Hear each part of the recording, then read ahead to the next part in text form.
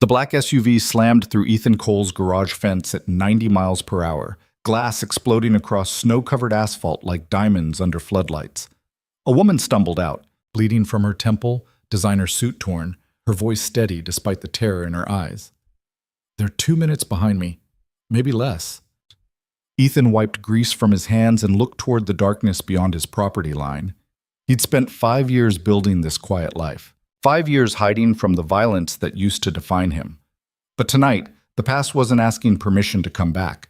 It was already here.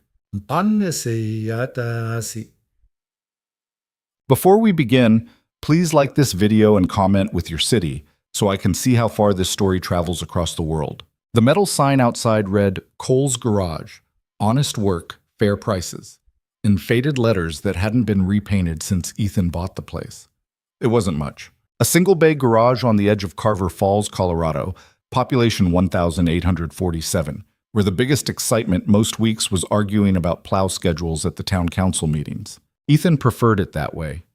He was under a '98 Chevy when his phone buzzed. Sophie's name lit up the screen. "Dad, Mrs. Chen says the snow's getting bad. Can you pick me up early?" Ethan rolled out from under the truck, his back protesting the concrete floor. 32 wasn't supposed to feel like 60, but some injuries never really healed. "I'll be there in 20 minutes, sweetheart. Pack up your stuff." "Already did. Love you. Love you too." Yeah. He hung up and glanced at the clock. 6:47 p.m. The blizzard forecast had been calling for heavy snow since yesterday, but Colorado weather was like that. Threaten apocalypse. Deliver 6 inches and some wind. Still, he'd promised Sophie's teacher he'd get there before the roads got dangerous. Ethan grabbed his coat from the hook near the office. The garage was warm from the space heater in the corner, country music playing softly from the radio. This was his world now. Oil changes, brake jobs, the occasional transmission rebuild. Simple work. Honest work. Nothing that required thinking about the man he used to be. He was reaching for the light switch when he heard it. The sound was distant at first, muffled by falling snow and the wind rattling the garage door. But Ethan's ears had been trained to recognize certain things, and high-performance engines pushing past their limits was one of them.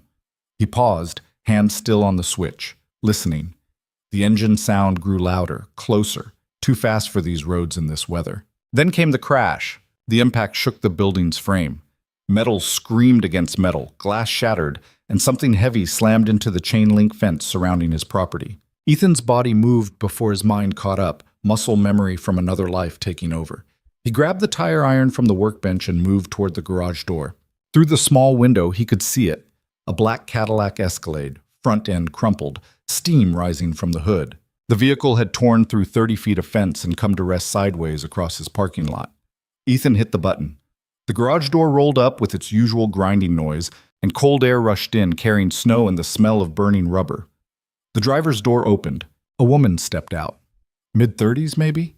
Dark hair pulled back in what had probably been a professional bun before the crash turned it into a mess of loose strands. Blood ran from a cut above her left eyebrow, but her eyes were sharp, focused, scanning the darkness beyond the property line. She wore a charcoal business suit that probably cost more than Ethan made in a month, now torn at the shoulder and spotted with blood. She saw him and stopped. "Are you the owner?" Her voice was steady.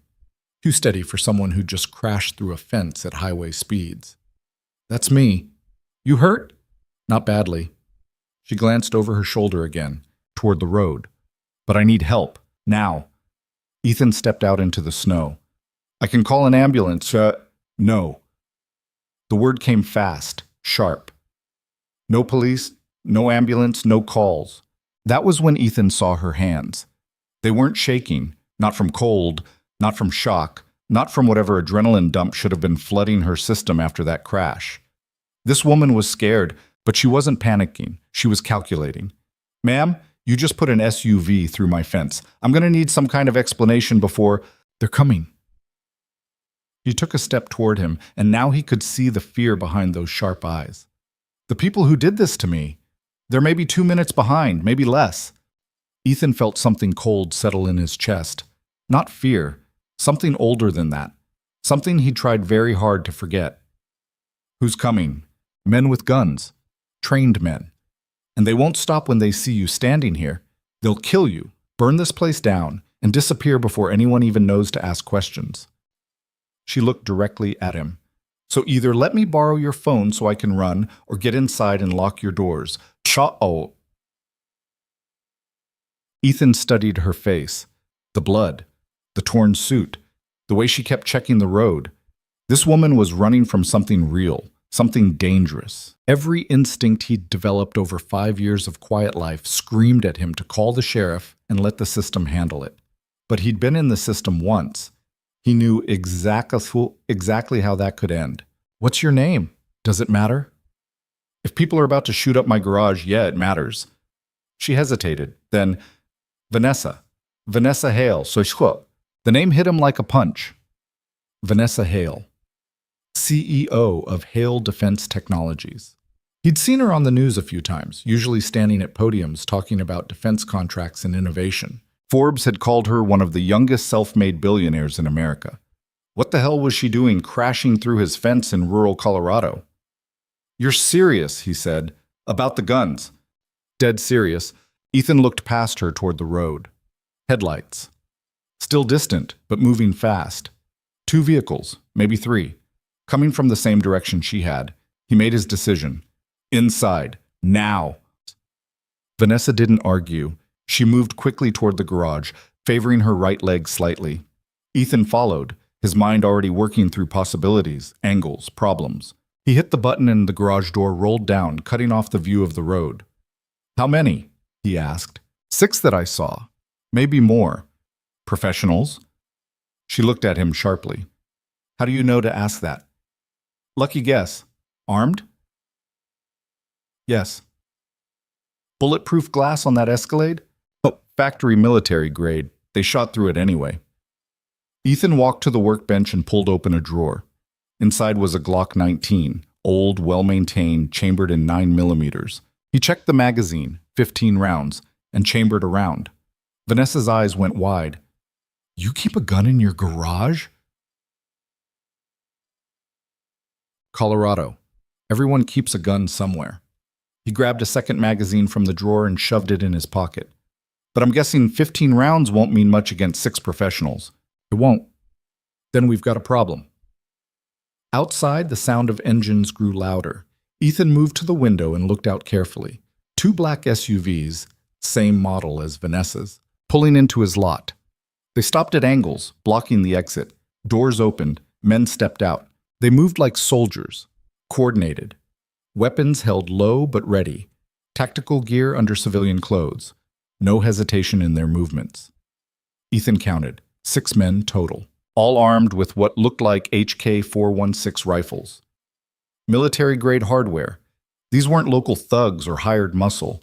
These were operators. Stay behind the truck, he told Vanessa. What are you going to do? Buy time. He moved to the side door that led to the small office attached to the garage. Through the window, he could see one of the men approaching. Tall, buzz-cut, moving with the kind of confidence that came from knowing you had overwhelming force on your side. The man didn't knock. He tried the handle, found it locked, and took a step back. Ethan Cole, the man called through the door. We know she's in there. Send her out and this end's clean. Nobody else has to get hurt. Ethan stayed silent. I'm going to count to 10, the man continued. If that door isn't open by then, we're coming in. You're a civilian. You don't want to be in the middle of this. Ethan looked back at Vanessa. She'd pressed herself against the side of the truck, blood still running down her face. In the harsh fluorescent light of the garage, she looked younger than 30. Scared, trying very hard not to show it. Who are these people? He asked quietly. Private contractors, working for someone inside the government. Why do they want you? Because I built something they want, something worth killing for. What did you build? An AI system. Military-grade decision architecture. It's worth... She stopped, shook her head. It doesn't matter what it's worth. What matters is they can't have it. Outside, the man had reached 7. Ethan looked at the Glock in his hand. 15 rounds, 6 men, military training. This was going to go bad fast. 8. He thought about Sophie, waiting at Mrs. Chen's house, wondering why her dad was late. He thought about the quiet life he'd built here, the ordinary, safe, boring life that was supposed to keep them both away from exactly this kind of situation. 9. But some things you couldn't run from forever. 10. The door exploded inward. Ethan was already moving. He'd been tracking the man's position through the frosted glass, and the moment the door burst open, he fired twice. Center, mass. The man went down hard, tactical vest stopping the rounds, but the impact enough to put him on his back. Ethan didn't stop. He pivoted left as return fire tore through the office, punching holes in the cheap drywall. He fired 3 more rounds through the doorway, forcing the others back, buying seconds. "How many exits?" Vanessa shouted over the gunfire. 2. They're covering both. Windows? Same problem. Another burst of fire chewed through the office wall. Ethan dropped low, moved back into the garage proper. His mind was working through options, training he hadn't used in 5 years suddenly sharp and clear again. The garage was a single large room with the office attached. 1 vehicle lift, workbenches along 2 walls, tools, parts. A small bathroom in the back corner. Not much in the way of cover. The truck might stop pistol rounds, but not rifle fire. He needed to change the equation. "The lights," he said to Vanessa. "Kill the lights." She understood immediately, scrambling to the wall switch. The fluorescent overhead went dark, plunging the garage into shadow, broken only by the dim glow from the office's security light. Through the broken door, Ethan could hear them communicating. Professional radio discipline, coordinates, angles. These men knew what they were doing. He moved to the workbench and grabbed a half-empty propane tank from a welding kit. Small, portable, maybe 5 pounds of fuel. "Stay down," he told Vanessa. He twisted the valve open, letting gas hiss into the air, then hurled the tank through the office doorway. It clanged against something metal, bounced, came to rest somewhere near the exterior door. 5 seconds. He counted them in his head while rifle muzzles appeared in the doorway, sweeping the dark garage. 4 seconds. 3. At 2 seconds, he fired a single round into the office. The explosion wasn't huge. Propane didn't work like gasoline in the movies, but it was enough. Flames erupted in the office, and the men at the door fell back, shouting. One of them was on fire, rolling in the snow. Ethan used the chaos. He moved to the main garage door and hit the button. The door began to rise with its agonizing mechanical slowness, revealing the parking lot and the 2 SUVs. A man appeared in the widening gap, rifle coming up. Ethan fired first. 3 rounds. The man went down. "Car!" Vanessa was pointing to an old Ford pickup parked near the back wall. "The keys?" "In the ignition." She ran for it while Ethan put 3 more rounds toward the office, keeping heads down. His magazine was empty. He dropped it, slapped in the spare, chambered a round. 15 more shots. That was all he had. The truck's engine roared to life. "Go!" Ethan sprinted for the passenger side, diving in as Vanessa threw the transmission into reverse. Tires screamed against concrete. The truck shot backward out of the garage into the snow. Gunfire erupted immediately. The rear window exploded. Bullets punched through the door panels. Vanessa didn't slow down. She spun the wheel hard, whipping the truck around in a spray of snow and gravel, then slammed it into drive. They rocketed forward toward the road, the old engine protesting but responding. More gunfire chased them. One of the SUVs was starting to move, coming after them. "They're faster than us," Vanessa said. "I know. We can't outrun them. I know." "Then what's the plan?" Ethan looked at the dark road ahead, snow falling heavy now, visibility maybe 50 feet. He thought about Sophie, about the quiet life, about all the reasons he'd promised himself he would never do this again. Then he pulled out his phone and made a call. "Sheriff's office. Deputy Chen, this is Ethan Cole. I need you to send every unit you have to my garage, right now." "Ethan, what's—" "Armed men. Multiple shooters. Officer needs assistance. Do it now." He hung up before she could ask questions. Vanessa stared at him. "I said no police." "You said no calls." "I didn't call the police. I called the sheriff. Different thing." Bashvanti. That's the same thing. Not in Colorado." He checked the side mirror. The SUV was gaining, its more powerful engine eating up the distance. "How long before your people realize you're not dead?" "I don't have people. I'm alone on this." Billionaire CEO doesn't have security? My head of security is who sold me out. She took a corner too fast, the truck fishtailing before finding traction. I found the proof yesterday. By the time I realized how deep this went, they were already coming for me. The pursuing SUV was 50 yards back. 40. Its headlights filled the cab. The AI system you built, Ethan said. Does it work? Yes. Is it worth dying for? Vanessa looked at him, really looked at him, and something in her expression shifted. I don't want to die, but I'm not giving it to them either. 30 yards, 25. Ethan made another decision he knew he'd probably regret. Turn around. What? Turn the truck around. We're going back. Are you insane? Probably. Turn around. Vanessa hesitated for only a second, then yanked the wheel hard. The truck spun, tires losing grip, sliding sideways through the snow. For a moment they were perpendicular to the road, completely exposed. Then the tires caught, and they were accelerating back the way they'd come, straight toward the pursuing SUV. The two vehicles rushed toward each other like medieval knights in a joust. 60 miles per hour closing speed, 40 yards, 30. Whatever you're thinking, Vanessa said tightly, now would be a good time. 20 yards. Ethan aimed through the shattered rear window and fired. Not at the SUV. He knew better than to waste ammunition on armored glass.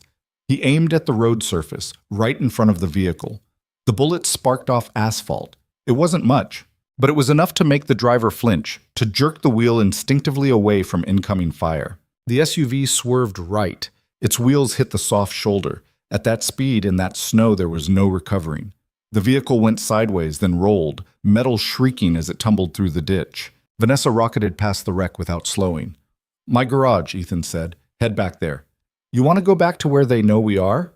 They think we're running. Let them chase ghosts for a while. We need time to think. They reached the garage 3 minutes later. The office was still smoldering.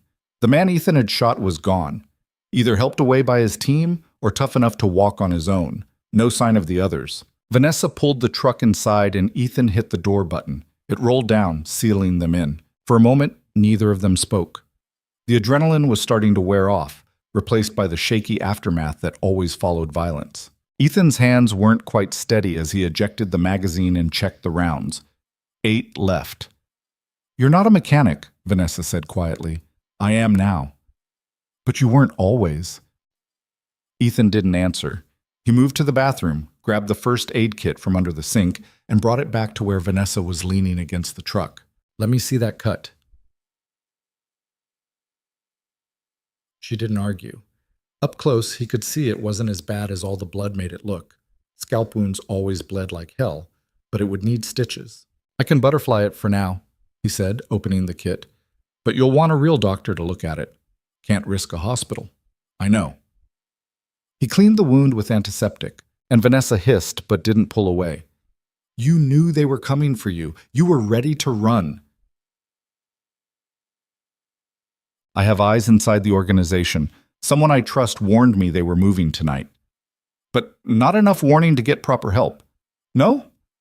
Ethan applied the butterfly bandages carefully, pulling the edges of the cut together. His hands were steadier now, falling into the familiar rhythm of field medicine. How'd you end up at my garage? Random. I was just looking for somewhere to stop, somewhere remote. Us. She paused. Bad luck for you. Maybe. He finished with the bandage and stepped back. Or maybe not.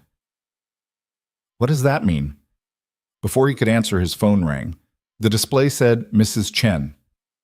Ethan's stomach dropped. He'd forgotten. Sophie. He answered. Mrs. Chen, I'm so sorry.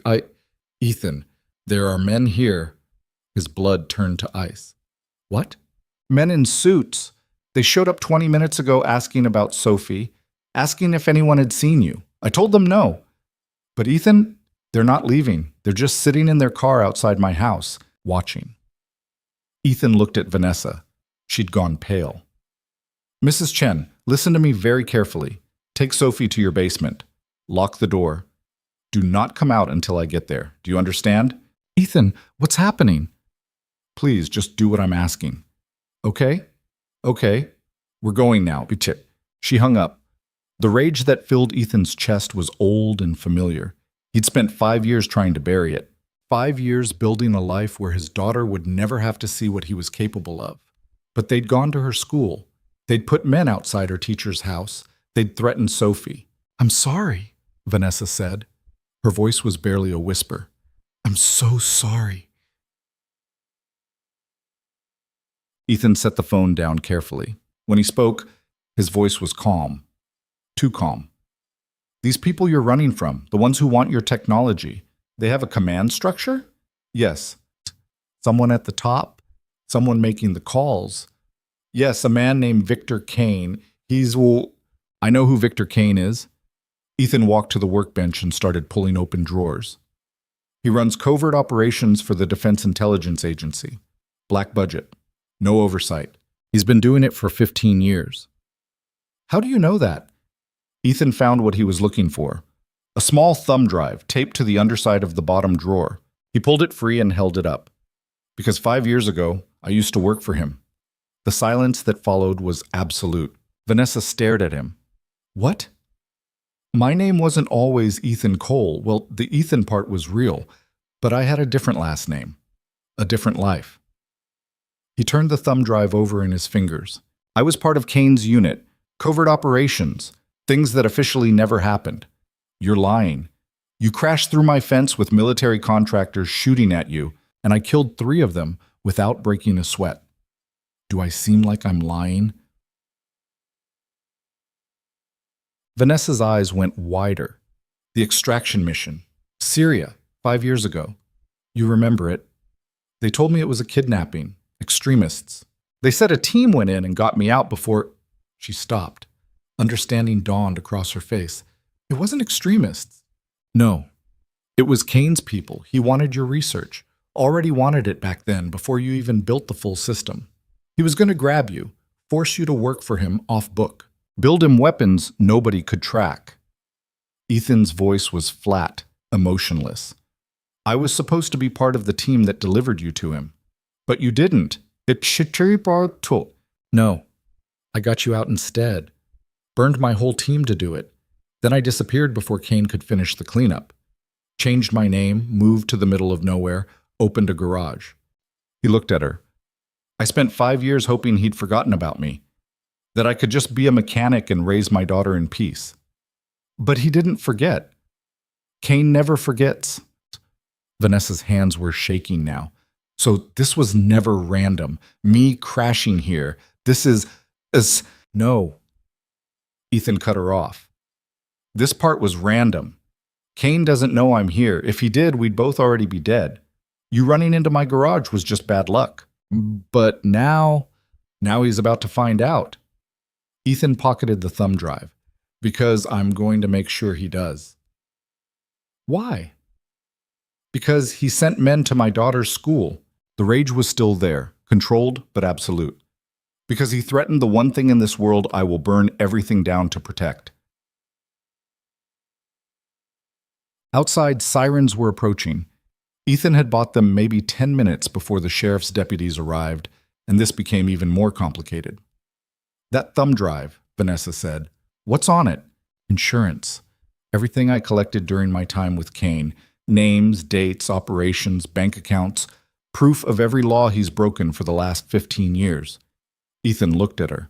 I kept it hidden in case he ever came for me. Mutually assured destruction. Will it stop him? If I can get it to the right people, maybe. But Kane spent years building relationships with those exact people. He's got protection at every level. Ethan's jaw tightened, which means we need leverage, something he can't afford to lose. Like what? Like you. Like your AI system. Like proof that he's running an illegal operation to steal military technology from American citizens. Ethan pulled out his phone again. You said someone inside your organization warned you. Someone you trust. Can you contact them? Yes. My CTO, Rebecca Park. She's the only one who knows the full truth about what I built.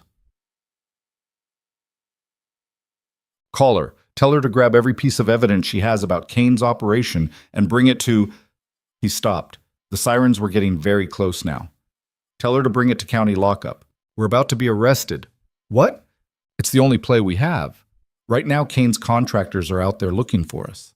They have mobility, resources, numbers, but they can't walk into a sheriff's station and start shooting deputies. Not without causing the kind of attention that even Kane can't cover up. Ethan moved toward the garage door. We let the sheriff take us in.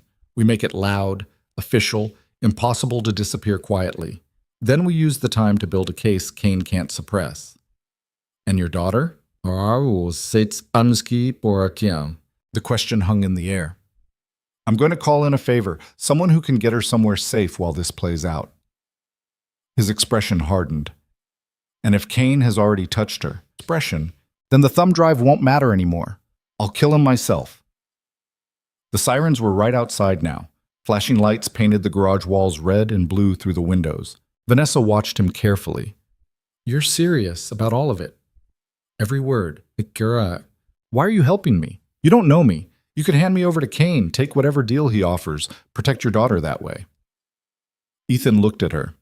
In the harsh light, covered in blood, scared but refusing it to break, she reminded him of every reason he'd walked away from Kane's world in the first place. Because 5 years ago, I decided some things were worth risking everything for, worth being more than just another soldier following orders.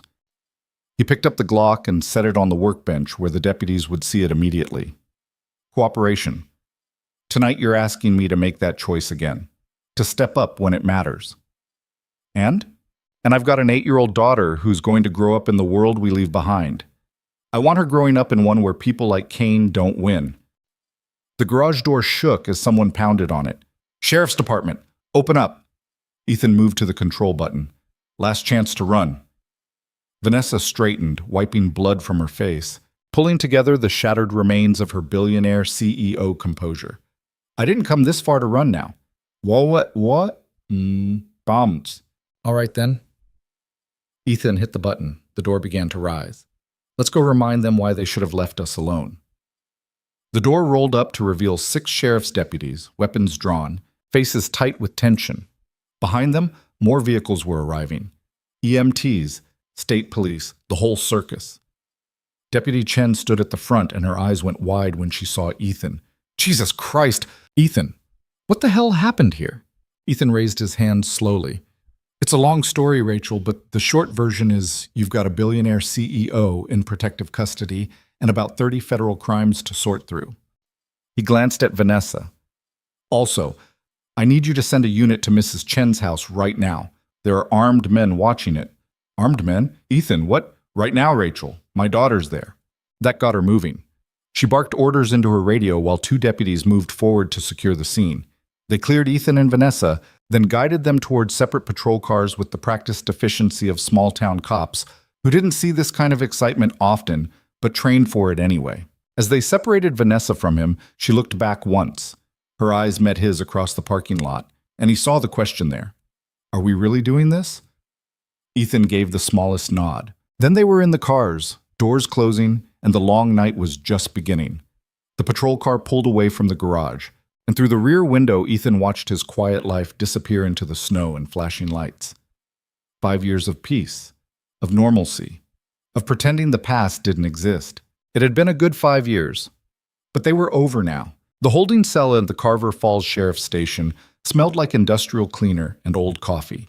Ethan sat on the metal bench, hands cuffed in front of him, watching the second hand tick around the wall clock. 11:43 p.m. Sophie would be terrified by now.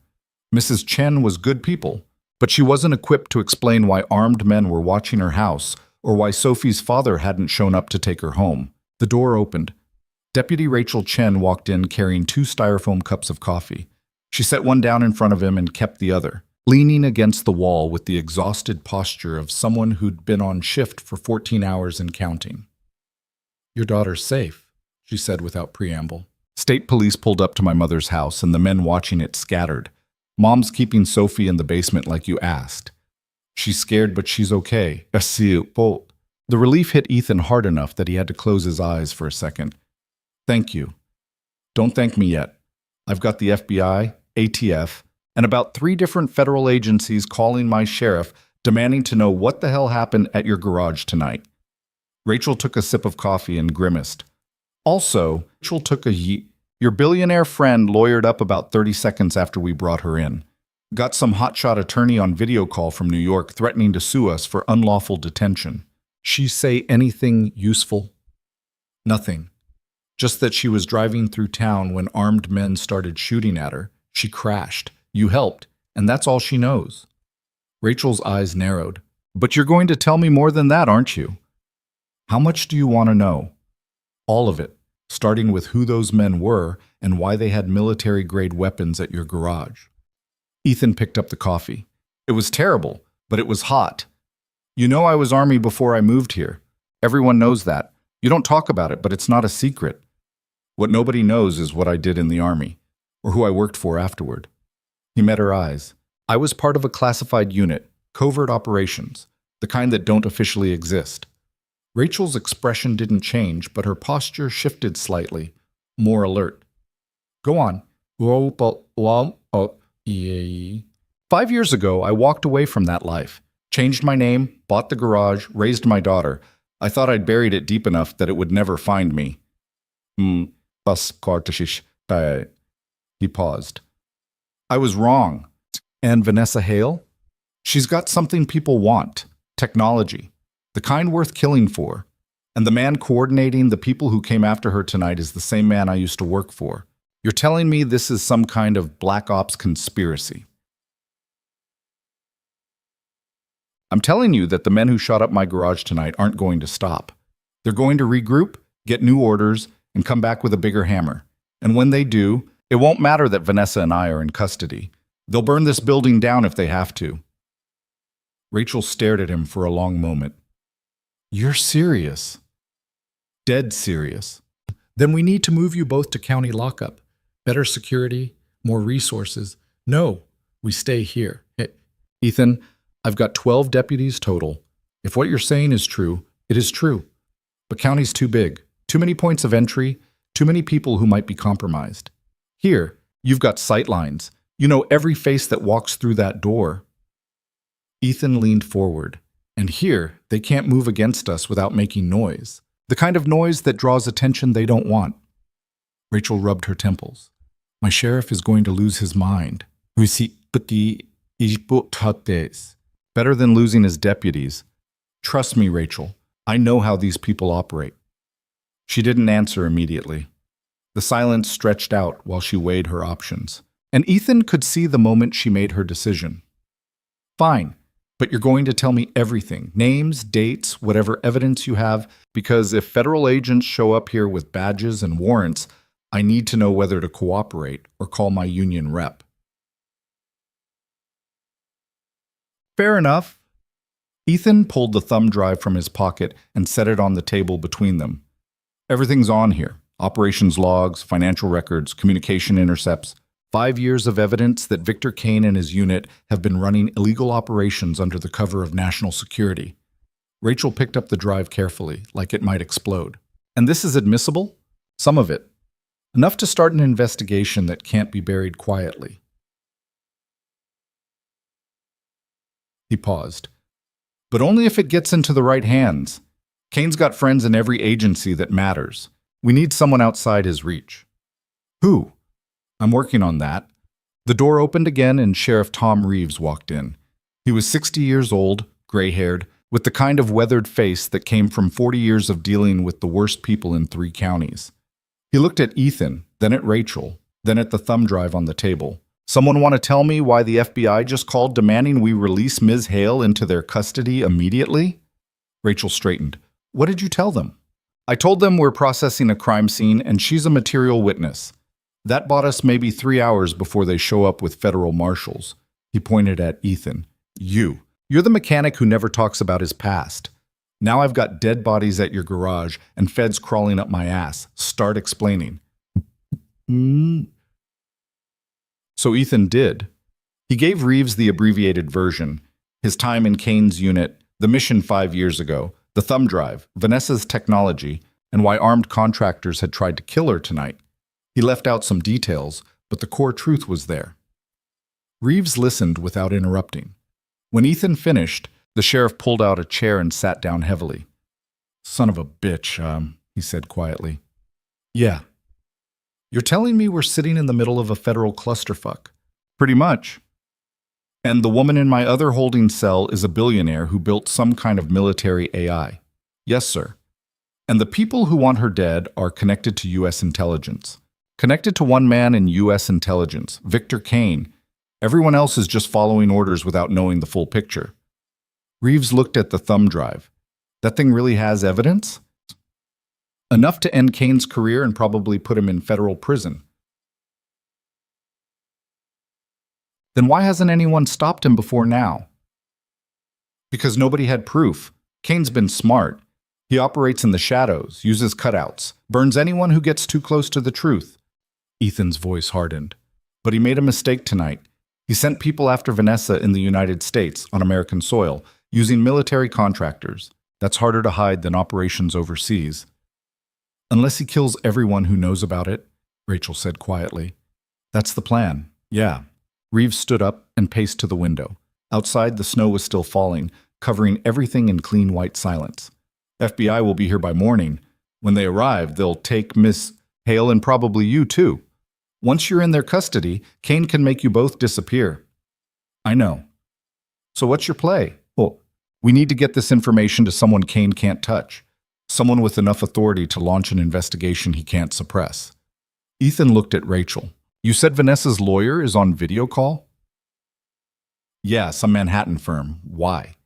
Because she didn't just call any lawyer. She called someone she trusts. Someone outside Kane's reach.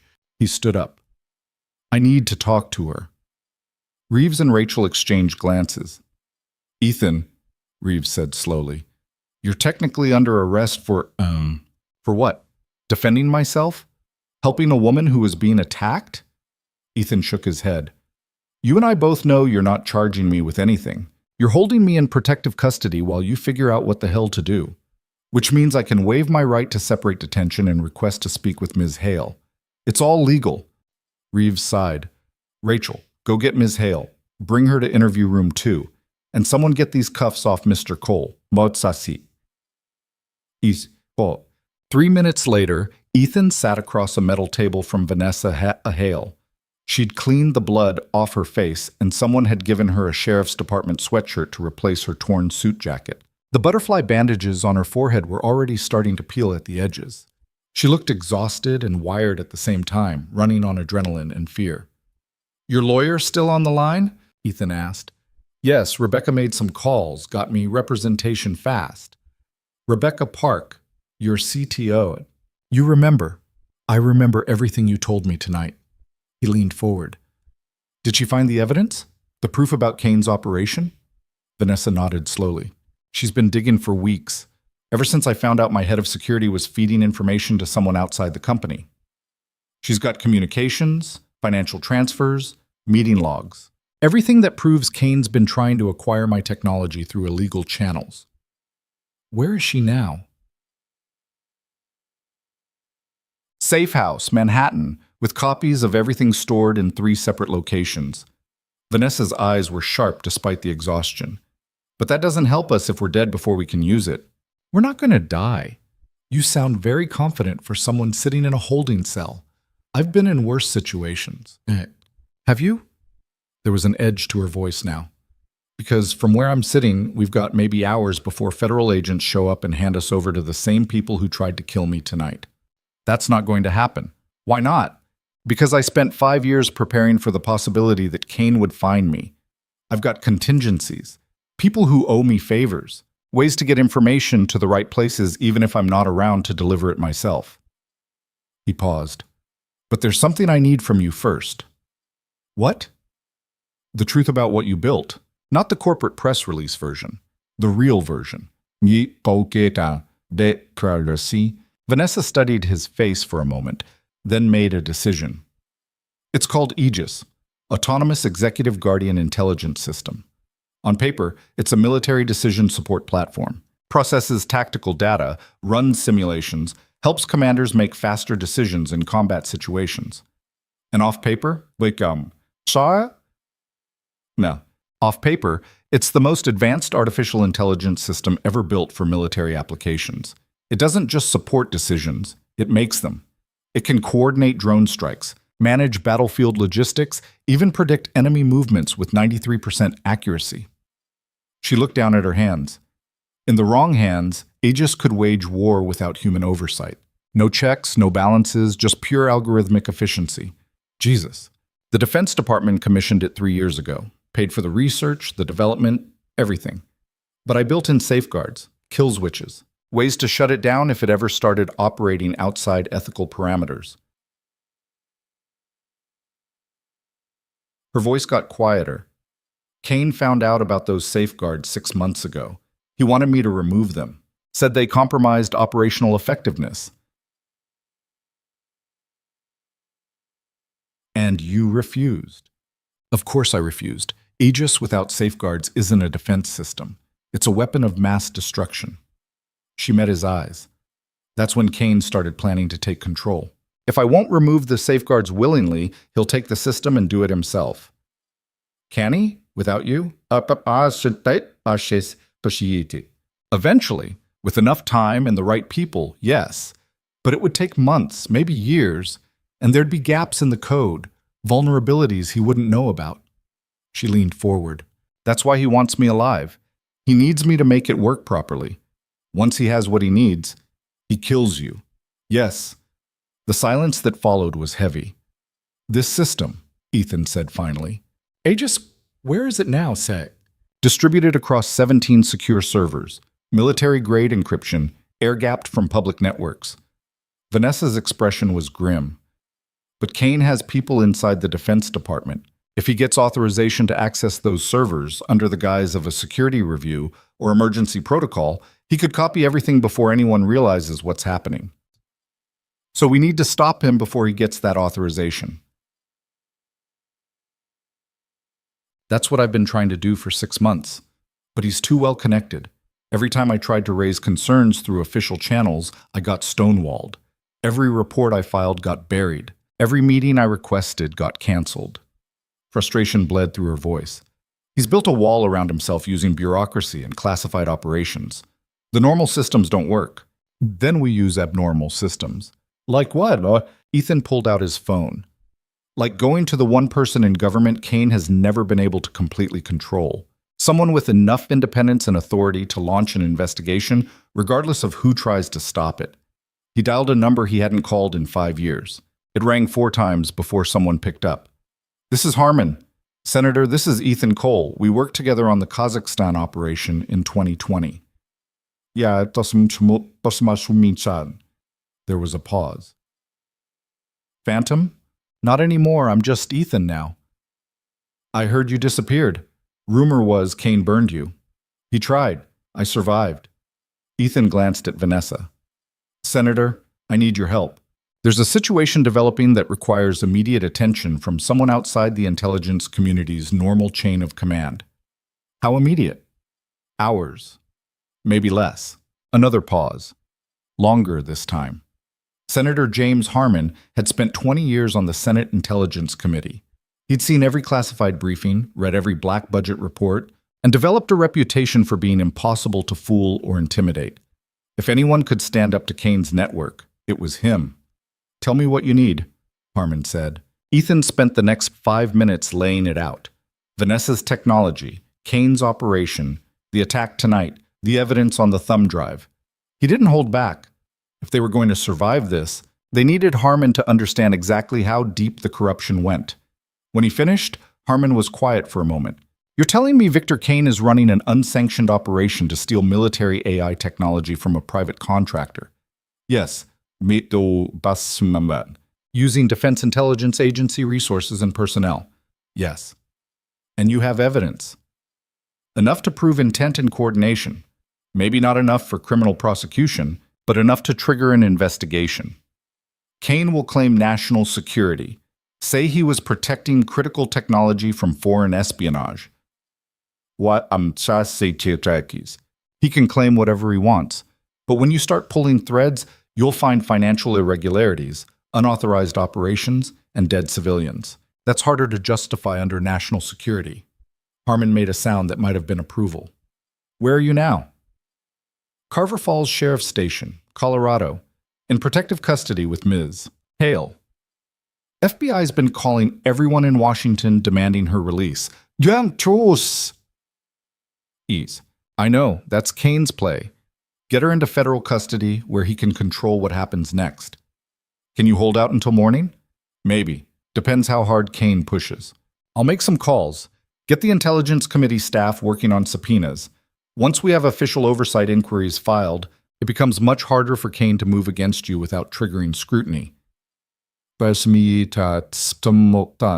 Harmon's voice hardened. But Ethan, understand something. If you're wrong about this, if Kane's operation is legitimate and you're interfering with sanctioned activity, I can't protect you. I'm not wrong. Good. Then stay alive until I can get resources to your position. He hung up. Ethan set the phone down and looked at Vanessa. That bought us maybe 6 hours. Harmon's good, but Kane's network runs deep. The moment he hears the Intelligence Committee is asking questions, he'll know we reached out. So what do? We prepare for the worst. The door opened and Sheriff Reeves stepped in. Mr. Cole, there's someone here to see you. Who? Your daughter. Everything stopped. Ethan was on his feet before he consciously decided to move. She's supposed to be at Mrs. Chen's house. She is, but she's on the phone, demanding to talk to her father. Reeves's expression was gentle. She's scared, Ethan. She needs to hear your voice. They led him to a phone at the front desk. His hands were shaking as he picked it up. Sophie? Daddy? Her voice was small and terrified.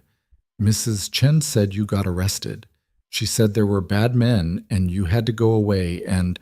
Sophie, sweetheart, I need you to listen to me. I'm okay. I'm not arrested. I'm just helping the police with something. But the men are gone. The state police chased them away. You're safe at Mrs. Chen's house and I'm going to come get you as soon as I can. When? It was the question he didn't have an answer for. When could he go get her? When would it be safe? When would Kane's people stop hunting them? Soon, baby. Very soon. You promise? Bish. Bob, always. The lie came easier than it should have. I promise. I'm scared. I know, but Mrs. Chen is keeping you safe, and I'm working with good people to make sure everything's okay. Can you be brave for me? I guess. That's my girl. Now I need you to do something for me. Can you put Mrs. Chen back on? Okay. I love you, Daddy. I love you too, Sophie. More than anything. There was rustling, then Mrs. Chen's voice. Ethan? Keep her in the basement. Don't let her leave for any reason. If anyone comes to the door claiming to be police or FBI or anything else, you verify through Rachel first. Understand? Yes. But Ethan, how long? I don't know, but I'm going to fix this. He gripped the phone tighter. I'm going to fix this, and then I'm coming for her. He hung up before she could respond. When he turned around, Vanessa was standing there. She'd heard everything. I'm sorry, she said again. Don't. This isn't your fault. It is.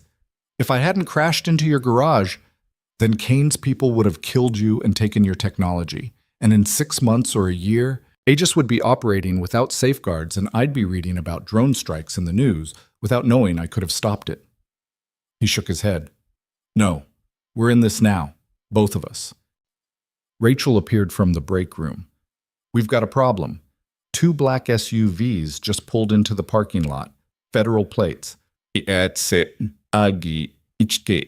Already? Reeves checked his watch. They weren't supposed to be here until morning. Kane pushed harder than we thought, Ethan said. He looked at Vanessa. He knows about the senator. He's moving fast to contain this before it spreads. What do? We follow the plan, stay calm, let them think they're in control, sis. The front door opened and 3 men walked in. They wore dark suits and had the bearing of federal agents, but Ethan recognized the type. These weren't FBI. These were intelligence community. Probably DIA, maybe CIA. The kind of agents who specialized in making problems disappear. The lead agent pulled out credentials. I'm Agent Brooks, Defense Intelligence Agency. We're here for Vanessa Hale and Ethan Cole. Reeves stepped forward. On what authority? National Security Investigation. Ms. Hale is wanted for questioning regarding the theft of classified technology. Mr. Cole is wanted as a material witness. Brooks's voice was flat, bureaucratic. We have authorization from the Justice Department to take them into federal custody. I'll need to see that authorization. Brooks produced a document. Reeves took it, read it carefully, then looked at Rachel. She read it too, and Ethan saw her expression tighten. It's legitimate, she said quietly. DOJ seal, proper signatures. They have jurisdiction. Then I guess we're going, Ethan said. Vanessa grabbed his arm. Don't. Once we're in their custody, we don't have a choice. He looked at Brooks. But we're not going anywhere until we see your supervisor, someone above field agent level. We're not getting in a car with you until we verify chain of command. Brooks's expression didn't change. That's not how this works. That's exactly how this works. You're taking 2 civilians into federal custody on national security grounds. Protocol requires supervisor verification for out-of-jurisdiction extractions. Ethan kept his voice level. Unless you're operating outside protocol. The silence stretched out. Brooks and his partners exchanged glances. Wait here, Brooks said finally. He stepped outside and made a phone call. You bought us maybe 5 minutes, Rachel said. What's the play? Harmon. He needs to know they move faster than expected. Ethan pulled out his phone. But before he could dial, every phone in the station started ringing at once. The desk phone, Rachel's cell, Reeves's cell, even the fax machine in the back office. Reeves picked up the desk phone. Sheriff's office. He listened for a moment, his face going pale. Yes, Senator, he's right here. He handed the phone to Ethan. Senator? Ethan, I'm calling every law enforcement office in Colorado right now. Kane's people are moving to grab you before I can get oversight in place. Harmon's voice was tight with controlled anger. I'm invoking Senate Intelligence Committee authority under Title 50. As of this moment, you and Ms. Hale are protected witnesses in a federal investigation. Nobody moves you without my direct approval. Brooks has DOJ authorization. I'm countermanding it. I'm sending you an official letter right now via email. Have the sheriff print it and show it to Brooks. Tell him if he touches either of you, he's interfering with a Senate investigation and I will personally destroy his career. Ethan looked at Reeves. Check your email. Senator Harmon's sending documentation. Reeves moved to the computer. 30 seconds later, the printer started spitting out pages. He grabbed them and read quickly. Son of a bitch. It's real. Senate Intelligence Committee Protection Order, signed by Harmon and 3 other committee members. He looked at Ethan. You've got some serious friends. Used to, before I disappeared. Ethan took the documents. Let's see if Brooks respects Senate authority. They walked outside together. Brooks was still on the phone, but he ended the call when he saw them approaching. We're ready to transport, Brooks said. No, you're not. Ethan handed him the documents. As of 20 minutes ago, Ms. Hale and I are protected witnesses in a Senate Intelligence Committee investigation. You don't have authority to move us. Brooks read the documents. His jaw tightened. This is irregular. So is using DOJ authorization to extract witnesses in an ongoing intelligence investigation without proper oversight. Ethan kept his voice calm. You can call your supervisor. They'll confirm. Or you can leave now and save yourself the paperwork. Brooks stared at him for a long moment. Then he pulled out his phone and made another call. This one was brief. When he hung up, his expression was carved from stone. You're making a mistake, he said quietly. People who interfere with national security operations don't usually live to regret it. That sounds like a threat, Agent Brooks. It's a statement of fact. Brooks looked at Vanessa. Ms. Hale, when this protection order expires, we'll be back. And next time, there won't be Senate oversight to hide behind. He turned and walked back to his SUV. The other agents followed. 30 seconds later, they were gone. Reeves let out a breath. Well, that was terrifying. It's not over, Ethan said. That was Kane testing boundaries, seeing how far he can push before someone pushes back. Now he knows the Senate's involved. Is that good or bad? Depends on how desperate he is. They went back inside. Vanessa was shaking, adrenaline finally catching up to her. Rachel guided her to a chair and brought her water. How long does Senate protection last? Vanessa asked. As long as Harmon can justify it to the committee. Maybe 48 hours.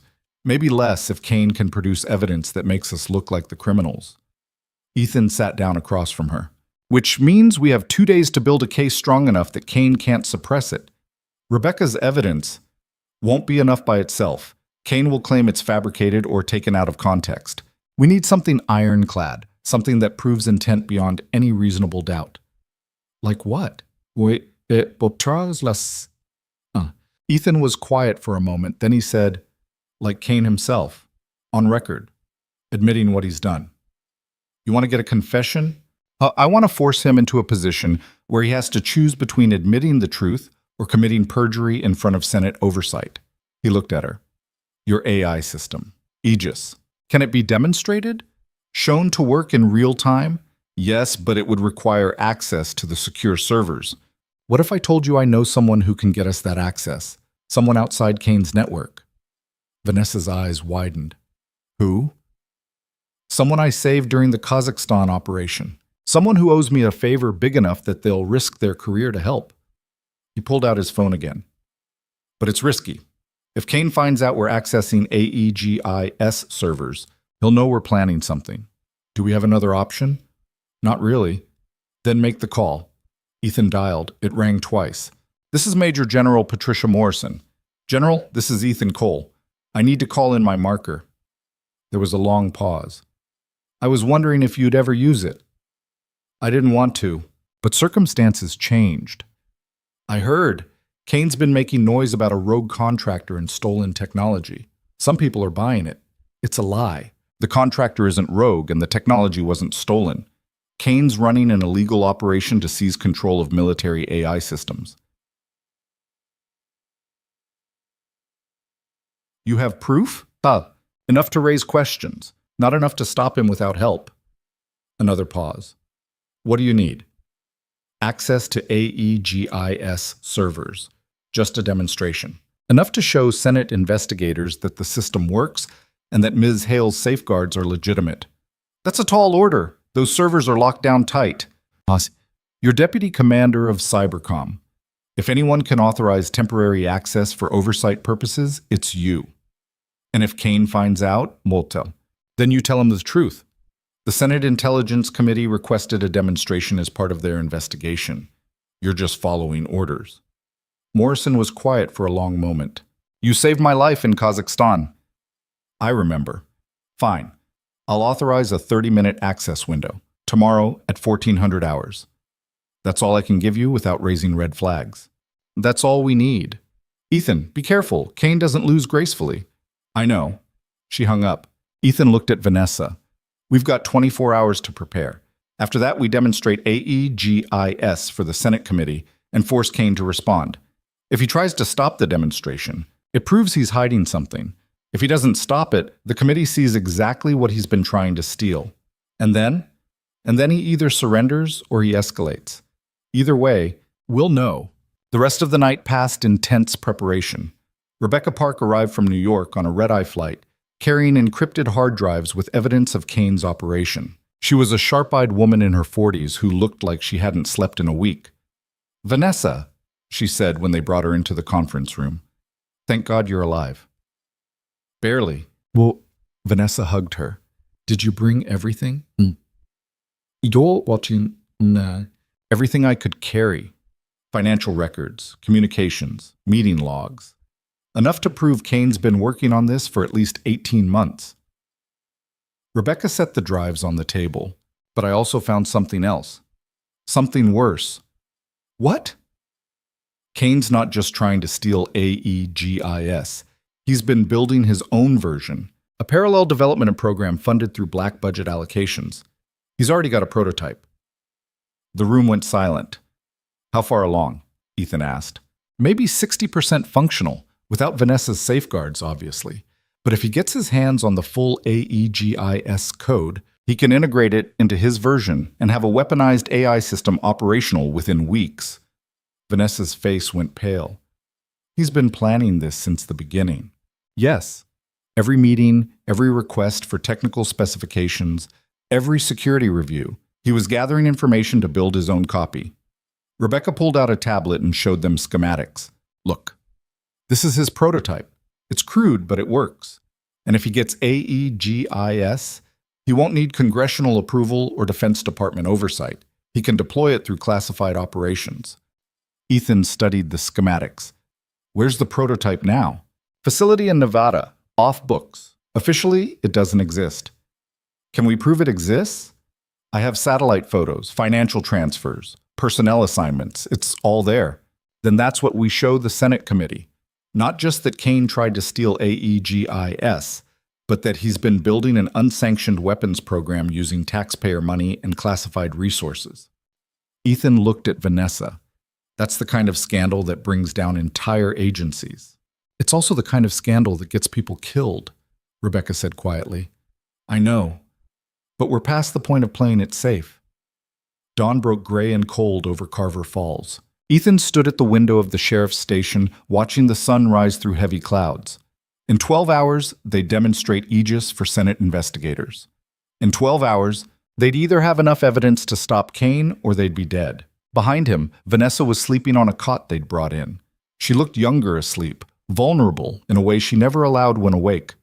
Sophie was the same way. Sometimes Ethan would watch her sleep and marvel at how someone so small could be so fierce when awake.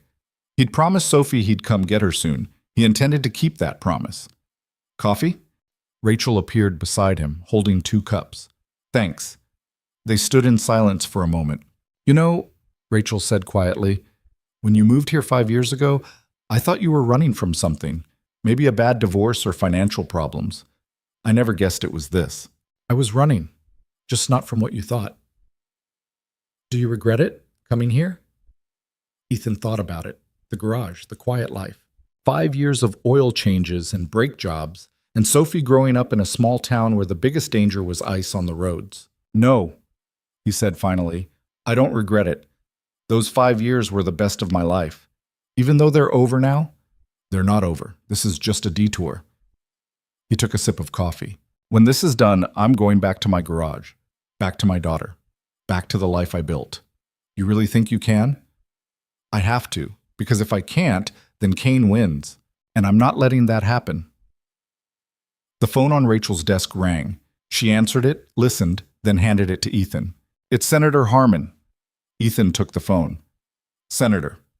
Ethan, we've got a situation. Kane just filed formal charges against Ms. Hale with the Justice Department. Espionage, theft of classified materials, unauthorized access to defense systems. He's building a legal case to have her arrested regardless of Senate protection. Can he do that? If he can convince a federal judge the charges are legitimate, yes. And he's got enough fabricated evidence that some judges might bite. Harmon's voice was grim. I can slow him down, but I can't stop him completely. You need to move up your timeline. The demonstration's not until 1400. Make it 1000. I'll have the committee staff ready. But Ethan, understand something. Once you start this demonstration, there's no going back. Kane will know what you're doing and he'll try to stop you. Whatever resources he has, whatever people he can mobilize, they'll all come down on your position. I understand. Do you have security? Local sheriff's deputies. That won't be enough. It'll have to be. Harmon was quiet for a moment.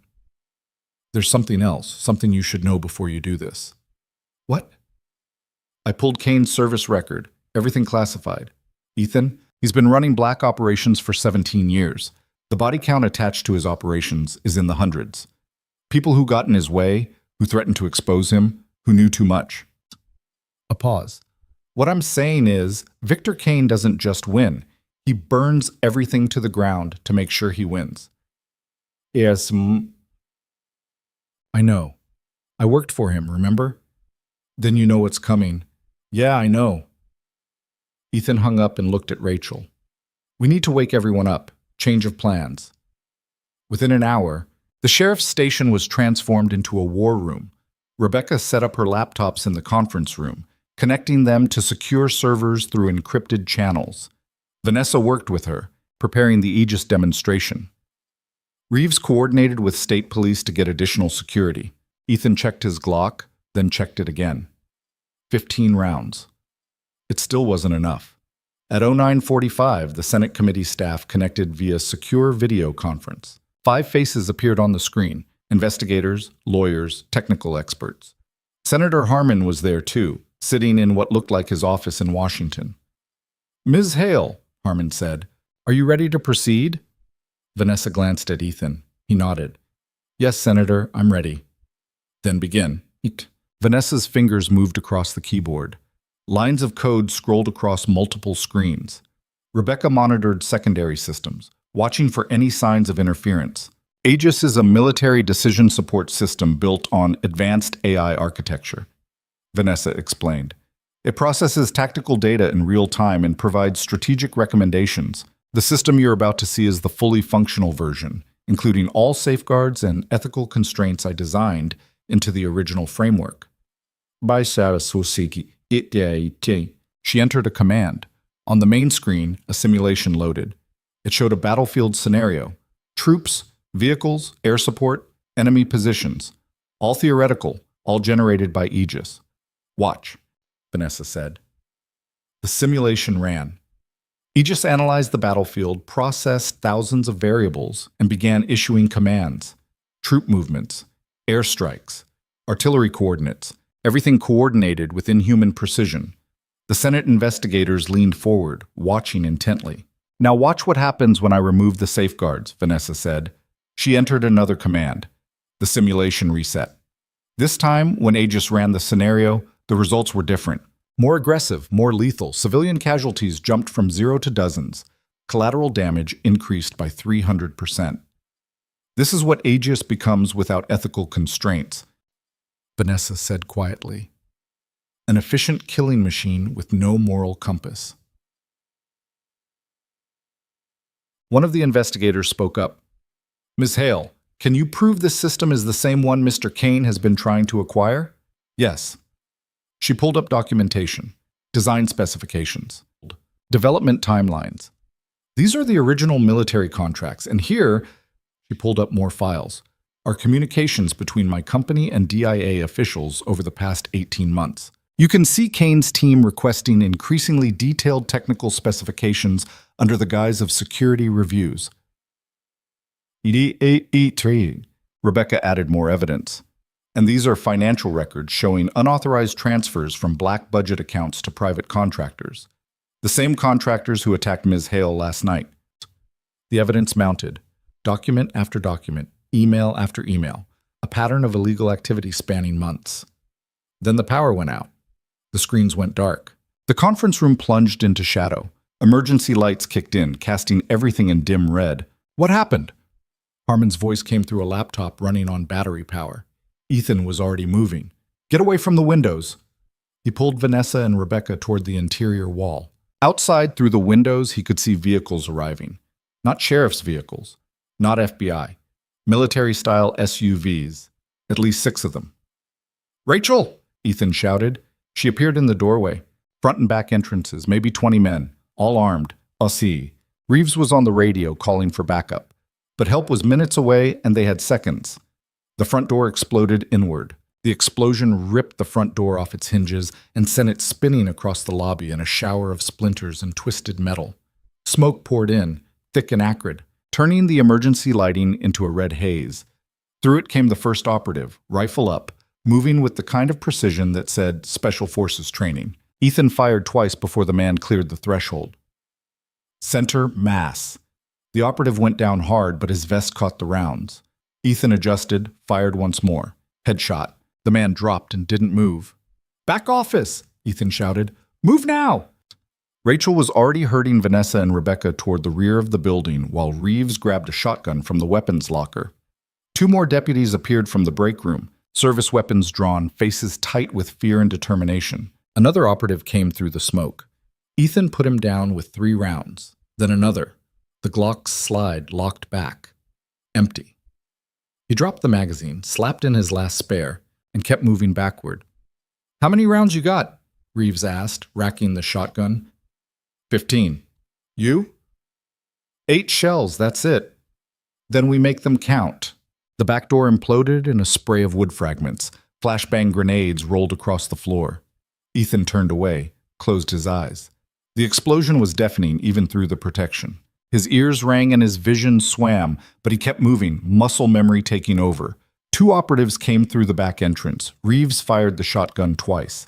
Both men went down. Rachel fired her service weapon, controlled pairs, covering the hallway that led to the holding cells. Conference room, Ethan pointed. It was the only interior space with no windows and only one entrance, defensible, barely. Get everyone inside. They fell back in stages. Ethan and Reeves covering while the others moved. Then Rachel and the deputies covering while Ethan reloaded. It was textbook small unit tactics, and it worked for maybe 30 seconds before the operatives adapted. Rifle fire chewed through the walls like they were paper. Bullets punched through drywall and wooden studs, showering everyone with dust and debris. One deputy went down, clutching his shoulder and screaming. Rachel dragged him into the conference room while Ethan put suppressing fire toward the lobby. They made it inside. Reeves slammed the door and shoved a filing cabinet in front of it. It wouldn't stop bullets, but it might slow them down. Barricade the door! Ethan moved to help. Anything heavy! They piled furniture against the entrance. Desks, chairs, another filing cabinet. Rebecca and Vanessa helped, their hands shaking but moving fast. The wounded deputy was on the floor, pale and bleeding but conscious. Rachel, stop the bleeding, Ethan said. Reeves, you and your other deputy watch that door. Anything comes through, shoot it. What are you going to do? Ethan looked at the ceiling. Buy us time. The sheriff's station was old, built in the 70s. That meant drop ceilings with acoustic tiles and metal frames. He climbed onto a desk, pushed aside a tile, and pulled himself up into the cramped space above. Pipes, ductwork, electrical conduit, and a path that ran the length of the building. He moved carefully, distributing his weight across the metal framework. The space was dark and filled with insulation and decades of accumulated dust. 20 feet ahead, he could see light coming through gaps in the tiles. The lobby. Where the operatives were staging their assault, voices filtered up through the ceiling, professional radio chatter, coordinates, breach points. These men were coordinating a tactical entry, and they had the building surrounded. Ethan found a position above the lobby and carefully lifted a ceiling tile a fraction of an inch. Through the gap, he could see 6 operatives, all armed with HK-416 rifles, all moving with the confidence of people who knew they had overwhelming force. He pulled the tile back fully, slow, quiet. Nobody looked up. Ethan aimed down through the opening and fired 4 times in rapid succession. The angle was terrible and the lighting worse, but at this range it didn't matter much. 2 operatives went down before the others reacted. They scattered, taking cover, rifles swinging up toward the ceiling. Ethan rolled sideways as return fire tore through the acoustic tiles. Bullets punched through the thin material, some hitting pipes and sending steam hissing into the crawl space. He scrambled along the framework toward the east side of the building, putting distance between himself and the breach point. More tiles exploded as the operatives fired blind into the ceiling. Ethan kept moving. His knee hit a pipe wrong and pain shot up his leg, but he didn't slow down. Behind him, he could hear the operatives shouting orders, adapting to the threat. He reached a position above the armory, the small room where the sheriff kept the department's rifles and body armor. The door was locked, but Ethan could see it through gaps in the ceiling. He dropped down, landing hard on the concrete floor, his bad knee protesting. The armory door had a simple deadbolt. Ethan kicked it once, twice. The frame splintered and the door swung open. Inside were 4 AR-15 rifles, 2 shotguns, and a wall of body armor vests. He grabbed a rifle, checked the chamber. Loaded. He pulled on a vest, grabbed 2 spare magazines, and moved back into the hallway. Through the building, he could hear the operatives closing in on the conference room. They were being methodical about it, clearing each room, sealing off escape routes. In maybe 2 minutes, they'd reach the door Ethan had barricaded. He needed those 2 minutes. Ethan moved back toward the lobby, staying low, using the smoke and chaos for cover. An operative appeared around the corner. Ethan fired first. The man went down. Another operative returned fire from behind an overturned desk. Ethan put 3 rounds into the desk, and the shooting stopped. "Conference room is breached," someone shouted over the radio chatter. "Multiple targets holding position." Ethan's blood went cold. They'd reached the barricade faster than expected. He sprinted back through the building, rifle up, his injured knee screaming with every step. The hallway ahead was filled with smoke and the red glow of emergency lights. Two operatives were at the conference room door, using a battering ram to break through the barricade. Ethan fired. The rifle's report was deafening in the enclosed space. One operative dropped. The other turned and fired back. Rounds sparked off the wall next to Ethan's head. He dropped low, returned fire, and caught the operative in the side. The man fell. The battering ram clanged against the floor. Ethan reached the conference room door and pounded on it.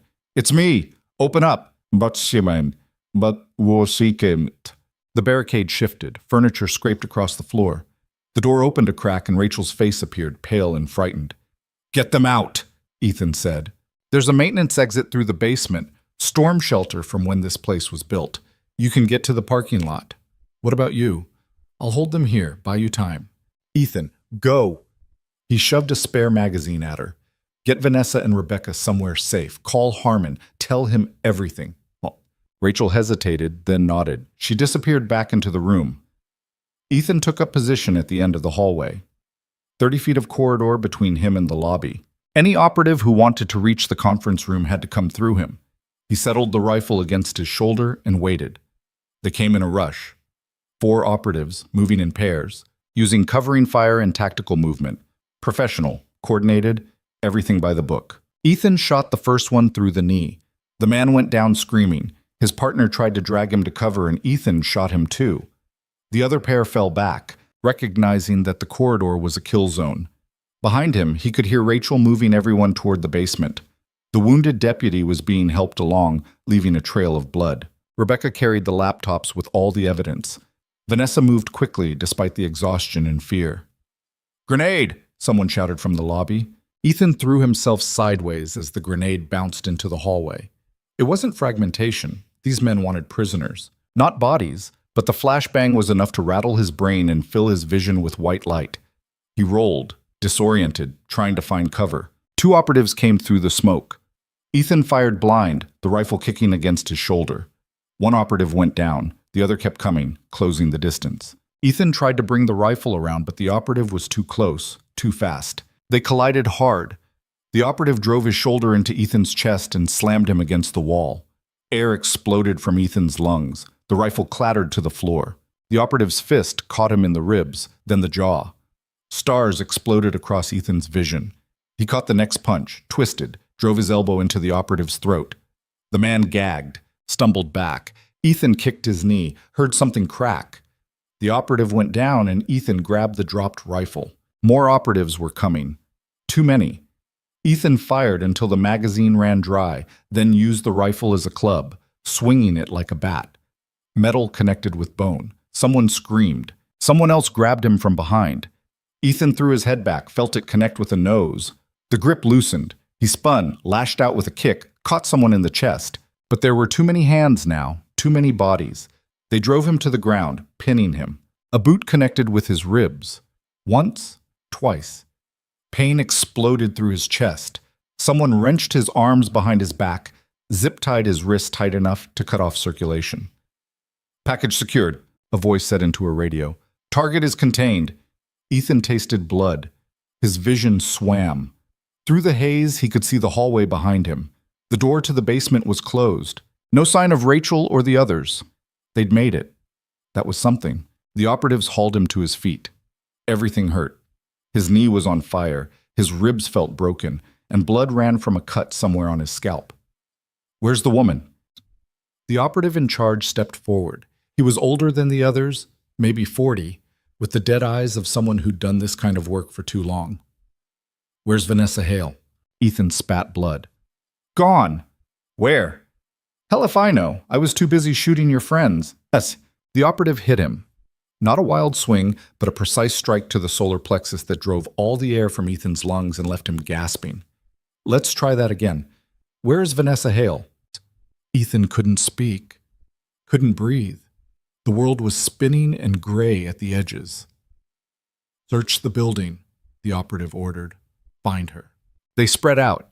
Ethan heard doors being kicked in, furniture being overturned, systematic destruction. Minutes passed. Maybe 5, maybe 10. Time was strange when you couldn't breathe properly and everything hurt. "Building's clear," someone reported. No sign of Hale or the others. The operative grabbed Ethan by the hair and forced his head up. Last chance, where'd they go? I told you, I don't know. Another punch, this one to the kidneys. Ethan's vision went white. Basement exit, someone called out. Fresh blood trail. They went out through the storm shelter. Track them, the operative ordered. I want Hale found within the hour. They dragged Ethan outside. The morning sun was painfully bright after the red emergency lights. The parking lot was full of black SUVs and armed men, at least 20 operatives, all kitted out in tactical gear that looked military but wasn't. Private contractors. The expensive kind. They threw Ethan into the back of an SUV. His head bounced off the floor and fresh pain lanced through his skull. The door slammed shut. Through the tinted windows, he could see the sheriff's station. Smoke poured from the shattered windows.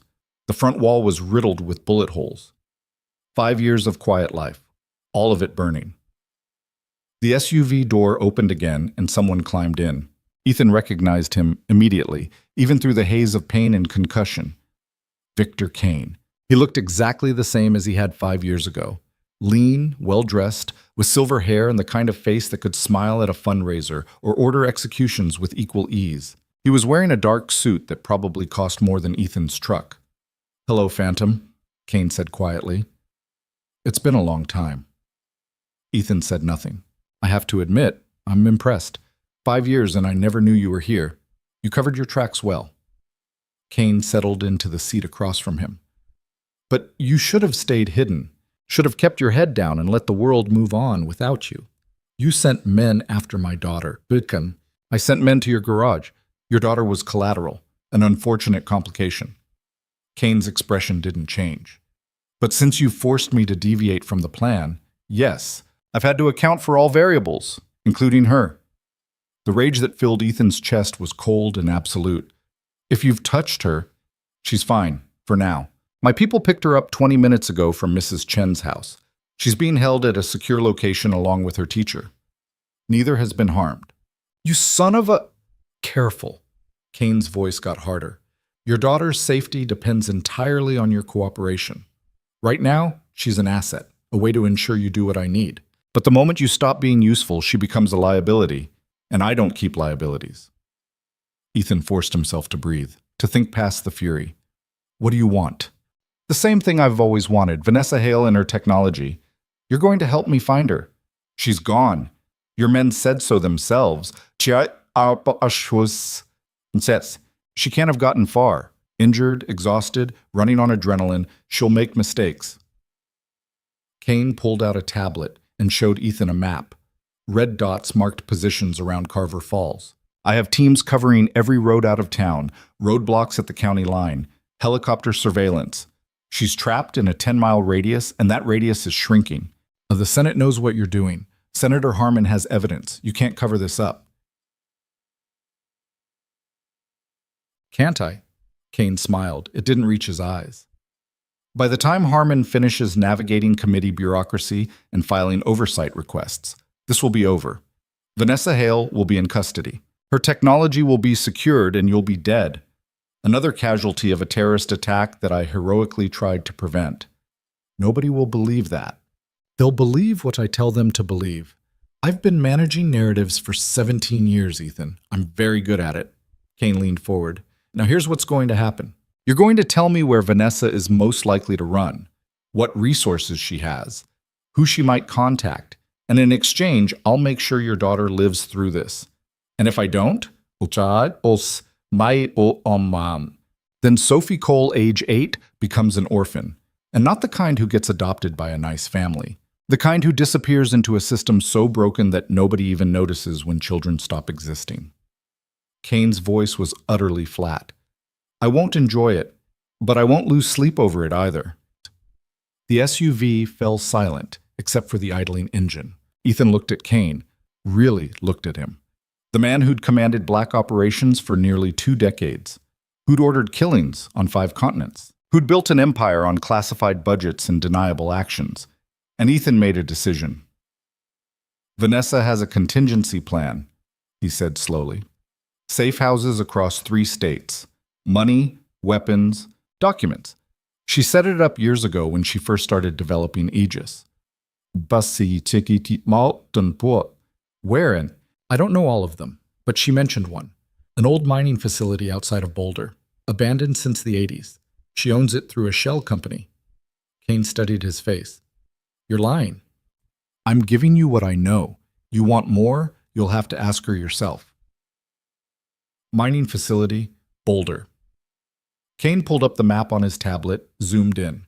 There are dozens of abandoned mines in that area. Then you'd better start searching.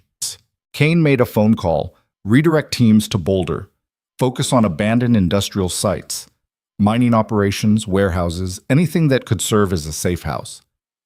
He hung up and looked at Ethan. If you're lying to me, you'll kill my daughter. I heard you the first time. Good. Kane stood up. You're coming with us. If we find Vanessa where you said Sophie lives. If we don't, she doesn't. Simple mathematics. They pulled Ethan from the SUV and shoved him into another vehicle. This one already had 2 other prisoners, Rachel and Sheriff Reeves, both zip-tied, both bleeding from various injuries. Rachel's left eye was swelling shut, and Reeves had a cut above his eyebrow that was still leaking blood. You okay? Ethan asked. Define okay, Rachel muttered. They grabbed us half a mile from the station, had the roads blocked. Vanessa and Rebecca? Got away. Last I saw, they were heading toward the woods east of town. She looked at Ethan. What did you tell Kane? Enough to buy time. Time for what? To figure out how to get Sophie back and kill everyone in this convoy. Reeves made a sound that might have been a laugh. With zip-tied hands and 3 broken ribs? I'm open to suggestions if you have better ideas. The SUV started moving. Through the window, Ethan watched Carver Falls disappear behind them. His town, his quiet life. Everything he'd built for Sophie. He'd lied to Kane about the mining facility. There was no safe house in Boulder. But Vanessa was smart. She'd figure out she was being hunted, and she'd go to ground somewhere Kane wouldn't think to look. Somewhere obvious enough that people would miss her, but remote enough to stay hidden. The question was how long before Kane realized he'd been played, and what he'd do to Sophie when he figured it out. They drove for 40 minutes. The landscape shifted from small-town streets to mountain highways to dirt roads that climbed into the foothills. The SUVs moved in convoy formation, 6 vehicles spread out with tactical spacing, professional, coordinated, everything Kane had always done. Ethan's hands were numb from the zip ties. His ribs sent sharp pains through his chest with every breath. His knee throbbed with a deep ache that suggested torn ligaments, but his mind was clear. Calculating, planning. Rachel was watching him. Whatever you're thinking, don't. I'm not thinking anything. Liar, I can see it on your face. You're planning something stupid. Stupid's relative. Ethan, they have your daughter. You try something, they'll kill her. They're going to kill her anyway. Kane doesn't leave witnesses. He shifted position, testing the zip ties. He's just keeping us alive until he gets what he wants. The moment Vanessa's in custody, we're all dead. Reeves leaned forward slightly. So what's the play? Create chaos. Force Kane to react instead of act. Make him vulnerable. How? Still working on that part. The convoy slowed. Through the window, Ethan could see they were approaching some kind of industrial facility. Old concrete buildings, rusted metal, chain-link fence with holes torn by time and weather. An abandoned mining operation, just like he'd described. The SUVs pulled through the gate and spread out across the property. Operatives exited vehicles, weapons ready, securing the perimeter. Kane's voice came over their radios, coordinating the search. They pulled Ethan, Rachel, and Reeves from the SUV and made them kneel in the dirt. The operative in charge, the one with the dead eyes, stood guard while the others swept the buildings. Ethan Cole. A voice crackled over a radio. Kane, I'm standing in an abandoned mining facility that hasn't seen human activity in 30 years. Would you care to explain? Ethan said nothing. Search every building, Kane ordered, and someone bring Cole to me. The dead-eyed operative grabbed Ethan by the shoulder and hauled him upright. They marched him across the compound to the largest building. Inside, Kane stood in what had once been an office. Dust covered everything. Broken windows let in cold mountain air. "There's nothing here," Kane said flatly. "Then she must have gone somewhere else." Kane pulled out a handgun, a Sig Sauer P226. He chambered around and pressed the muzzle against Ethan's forehead. "Last chance. Where is she?" "I told you the truth." Kane's voice finally showed emotion, anger, frustration. "You've been playing me since the moment my men grabbed you. You sent me on a wild goose chase while Vanessa slips through my net. Where is she?" Ethan met Kane's eyes. "You really want to know?" "Yes. She's probably halfway to Denver by now. Rebecca Park has contacts in the federal building, lawyers, investigators, people who can get her in front of the right officials before you can intercept her." Ethan smiled without humor.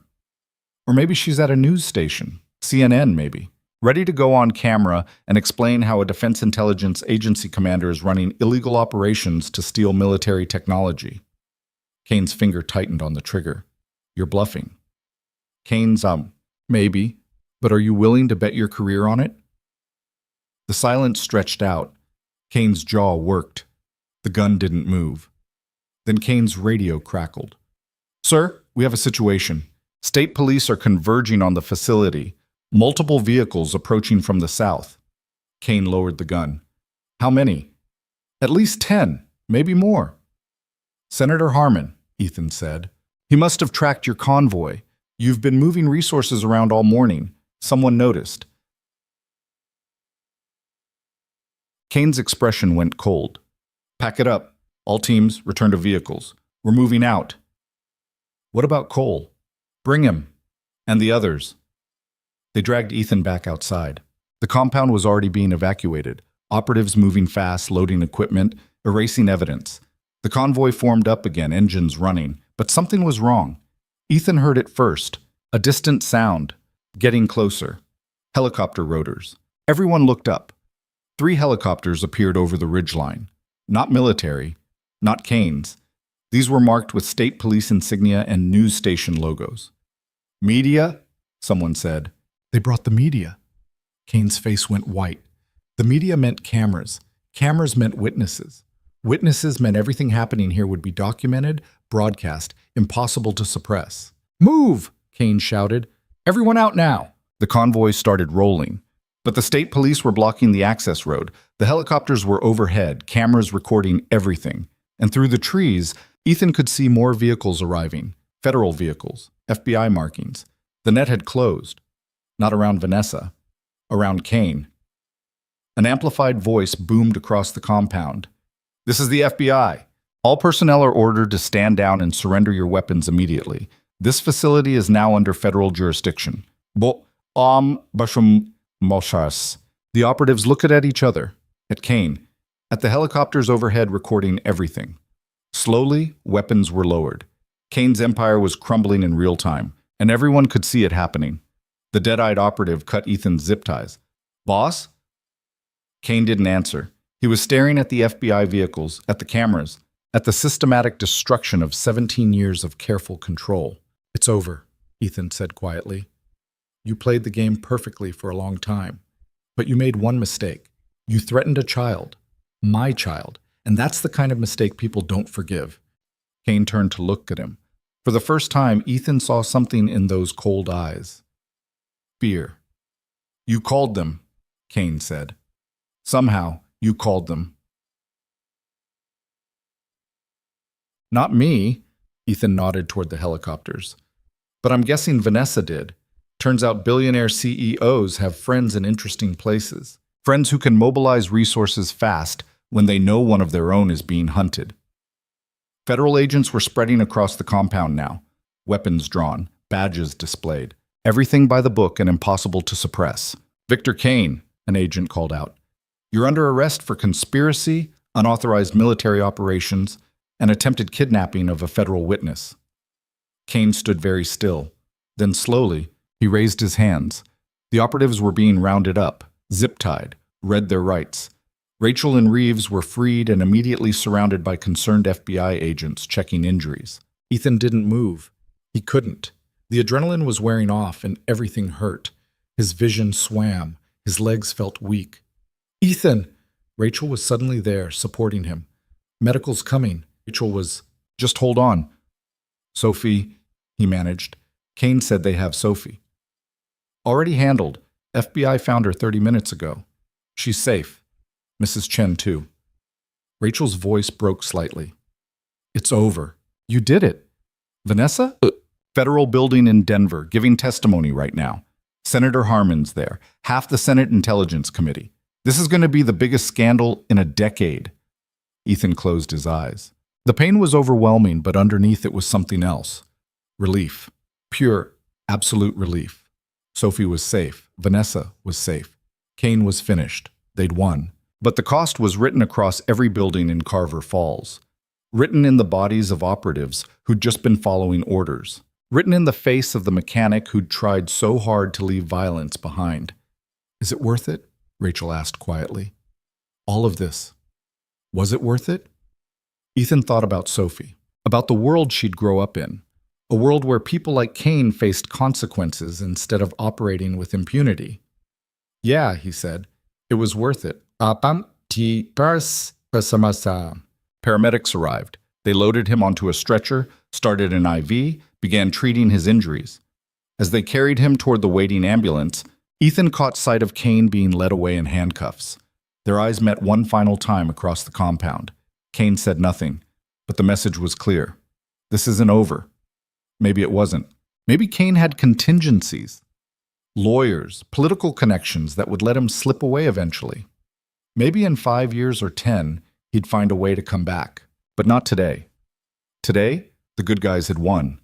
And sometimes that had to be enough. The ambulance doors closed. The siren started. And Ethan let himself sink into the pain and exhaustion, knowing that for the first time in 5 years, he could rest without looking over his shoulder. The game was over. The quiet life he'd built was shattered. But his daughter was safe. And that was the only thing that really mattered. Everything else he could rebuild. The hospital room in Denver smelled like antiseptic and recycled air. Ethan woke to the steady beep of monitors and pain that felt like it had taken up permanent residence in his chest. His ribs were wrapped tight. His knee was immobilized in a brace, and someone had stitched up the cut on his scalp while he was unconscious. Every breath hurt. Every movement hurt. Even thinking about moving hurt.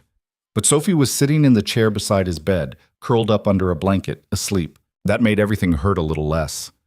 Ethan watched her breathe, in and out, peaceful, safe.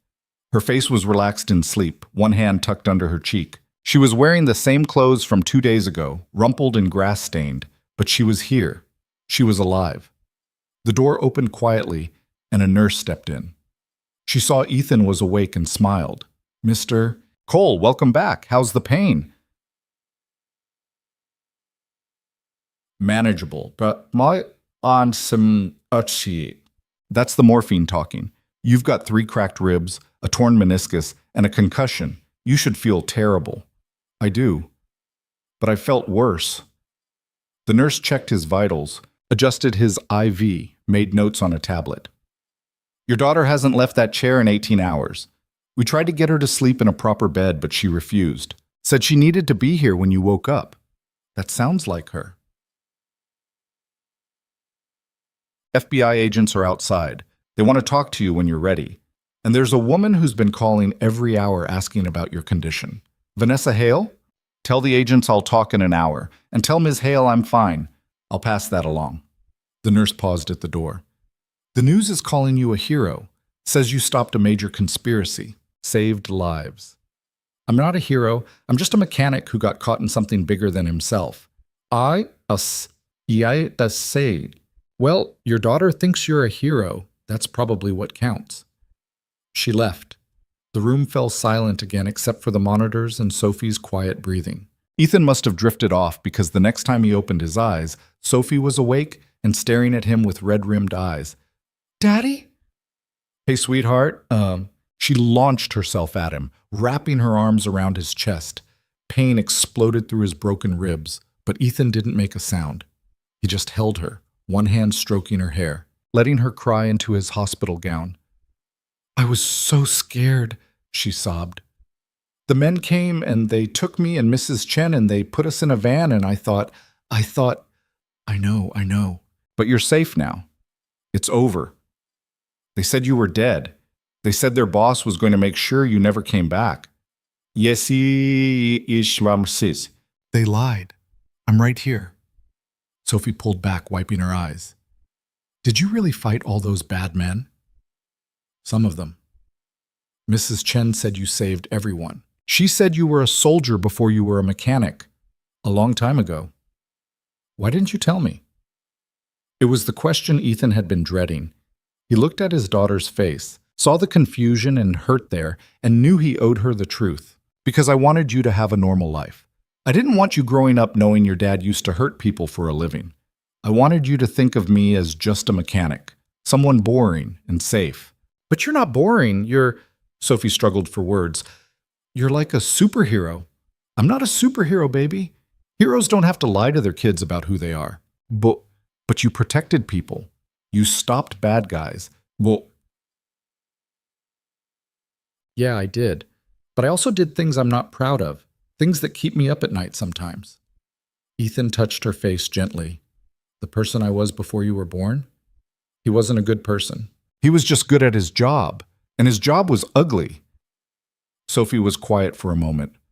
Are you still that person? No. I changed when your mom died. I looked at you, this tiny baby who needed me, and I realized I didn't want to be that person anymore. I wanted to be someone you could be proud of. I am proud of you. Even now? After everything? Especially now. You saved people, Daddy. You saved me.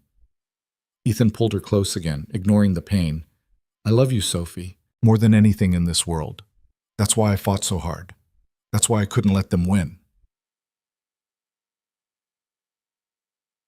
I love you too. They stayed like that until a soft knock interrupted them. The door opened and Vanessa stepped in. She looked different than she had 3 days ago. The blood was gone, the torn clothes replaced by a simple sweater and jeans. But her eyes held the same sharp intelligence, the same determination. Sorry to interrupt, she said quietly, but the FBI said you were awake, and I needed to see for myself. Sophie pulled away from Ethan, studying Vanessa with open curiosity. Are you the lady my dad saved? I am. Your father's very brave. I know. Vanessa smiled, but it was fragile. Do you mind if I talk to him for a few minutes? Sophie looked at Ethan. He nodded. Go get something from the cafeteria. My wallet's in that bag by the window. Get yourself something good. Can I get a cookie? Get two, Sang. Sophie grabbed the wallet and left, closing the door behind her. Vanessa moved to the chair she'd been sitting in and lowered herself carefully, like someone who'd been running on adrenaline for days and was finally feeling the crash. You look terrible, Ethan said. You look worse. Fair enough. Silence settled between them. Not uncomfortable, but weighted with everything that had happened. Kane's in federal custody, Vanessa said finally.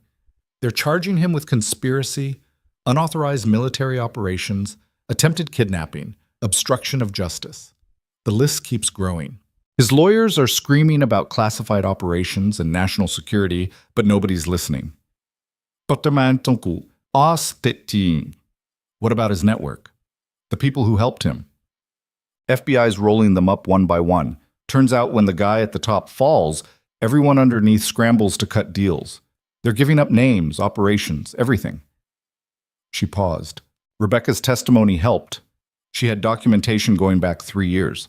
Financial records that prove Kane was building his own version of Aegis using diverted funds. The prototype you mentioned? I said... Yeah, they found it at the Nevada facility. It's exactly what I feared. Aegis architecture without any ethical safeguards. If Kane had gotten control of my system and integrated it with his prototype, he could have deployed autonomous weapons systems anywhere in the world. Ethan shifted position, trying to find a way to sit that didn't make his ribs scream. What happens to Aegis now? Defense Department's putting together an independent review board. Senator Harmon's overseeing it personally. They want to make sure the safeguards I built are permanent and can't be removed without triggering system shutdown. Vanessa's expression was complicated. Part of me wishes I'd never built it, never created something with that much potential for harm. But you did build it, and you built it right, with protections, with ethics. That's more than most people would do. Is it enough? I don't know, but it's something. Another silence. Vanessa looked at her hands. I came here to thank you and to apologize. You had a quiet life, a good life, and I destroyed it by crashing through your fence. You didn't destroy anything. Cain did that. You were just trying to survive. Still, your garage is gone. The sheriff's station is a crime scene. Your town's been invaded by federal agents and reporters, all because of me. My garage can be rebuilt.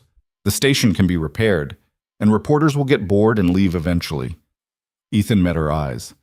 What matters is that my daughter's safe, that Cain's in custody, that your technology didn't end up in the wrong hands. Everything else is just property. You really believe that? I have to. Otherwise, I'd spend the rest of my life angry about things I can't change. Vanessa stood up and walked to the window. Outside, Denver sprawled across the landscape. Tall buildings, busy streets, millions of people living their lives without knowing how close they'd come to having weaponized AI operating without oversight. I remember you now, she said quietly. From Syria. It was 5 years ago, but I remember. You were part of the extraction team. You got me out of that compound when everyone else was following orders to deliver me to Cain. You weren't supposed to remember that. They gave you drugs, told you it was trauma from the kidnapping. I know what they told me. But I remember your face, the way you looked at me when you said we were getting out, like you'd already made a decision and nothing was going to change it. She turned from the window. Why did you do it? She turned. Risk everything to save someone you didn't know? Ethan thought about it, about that night in Syria, the compound, the moment he'd realized what Cain intended to do. Because it was wrong.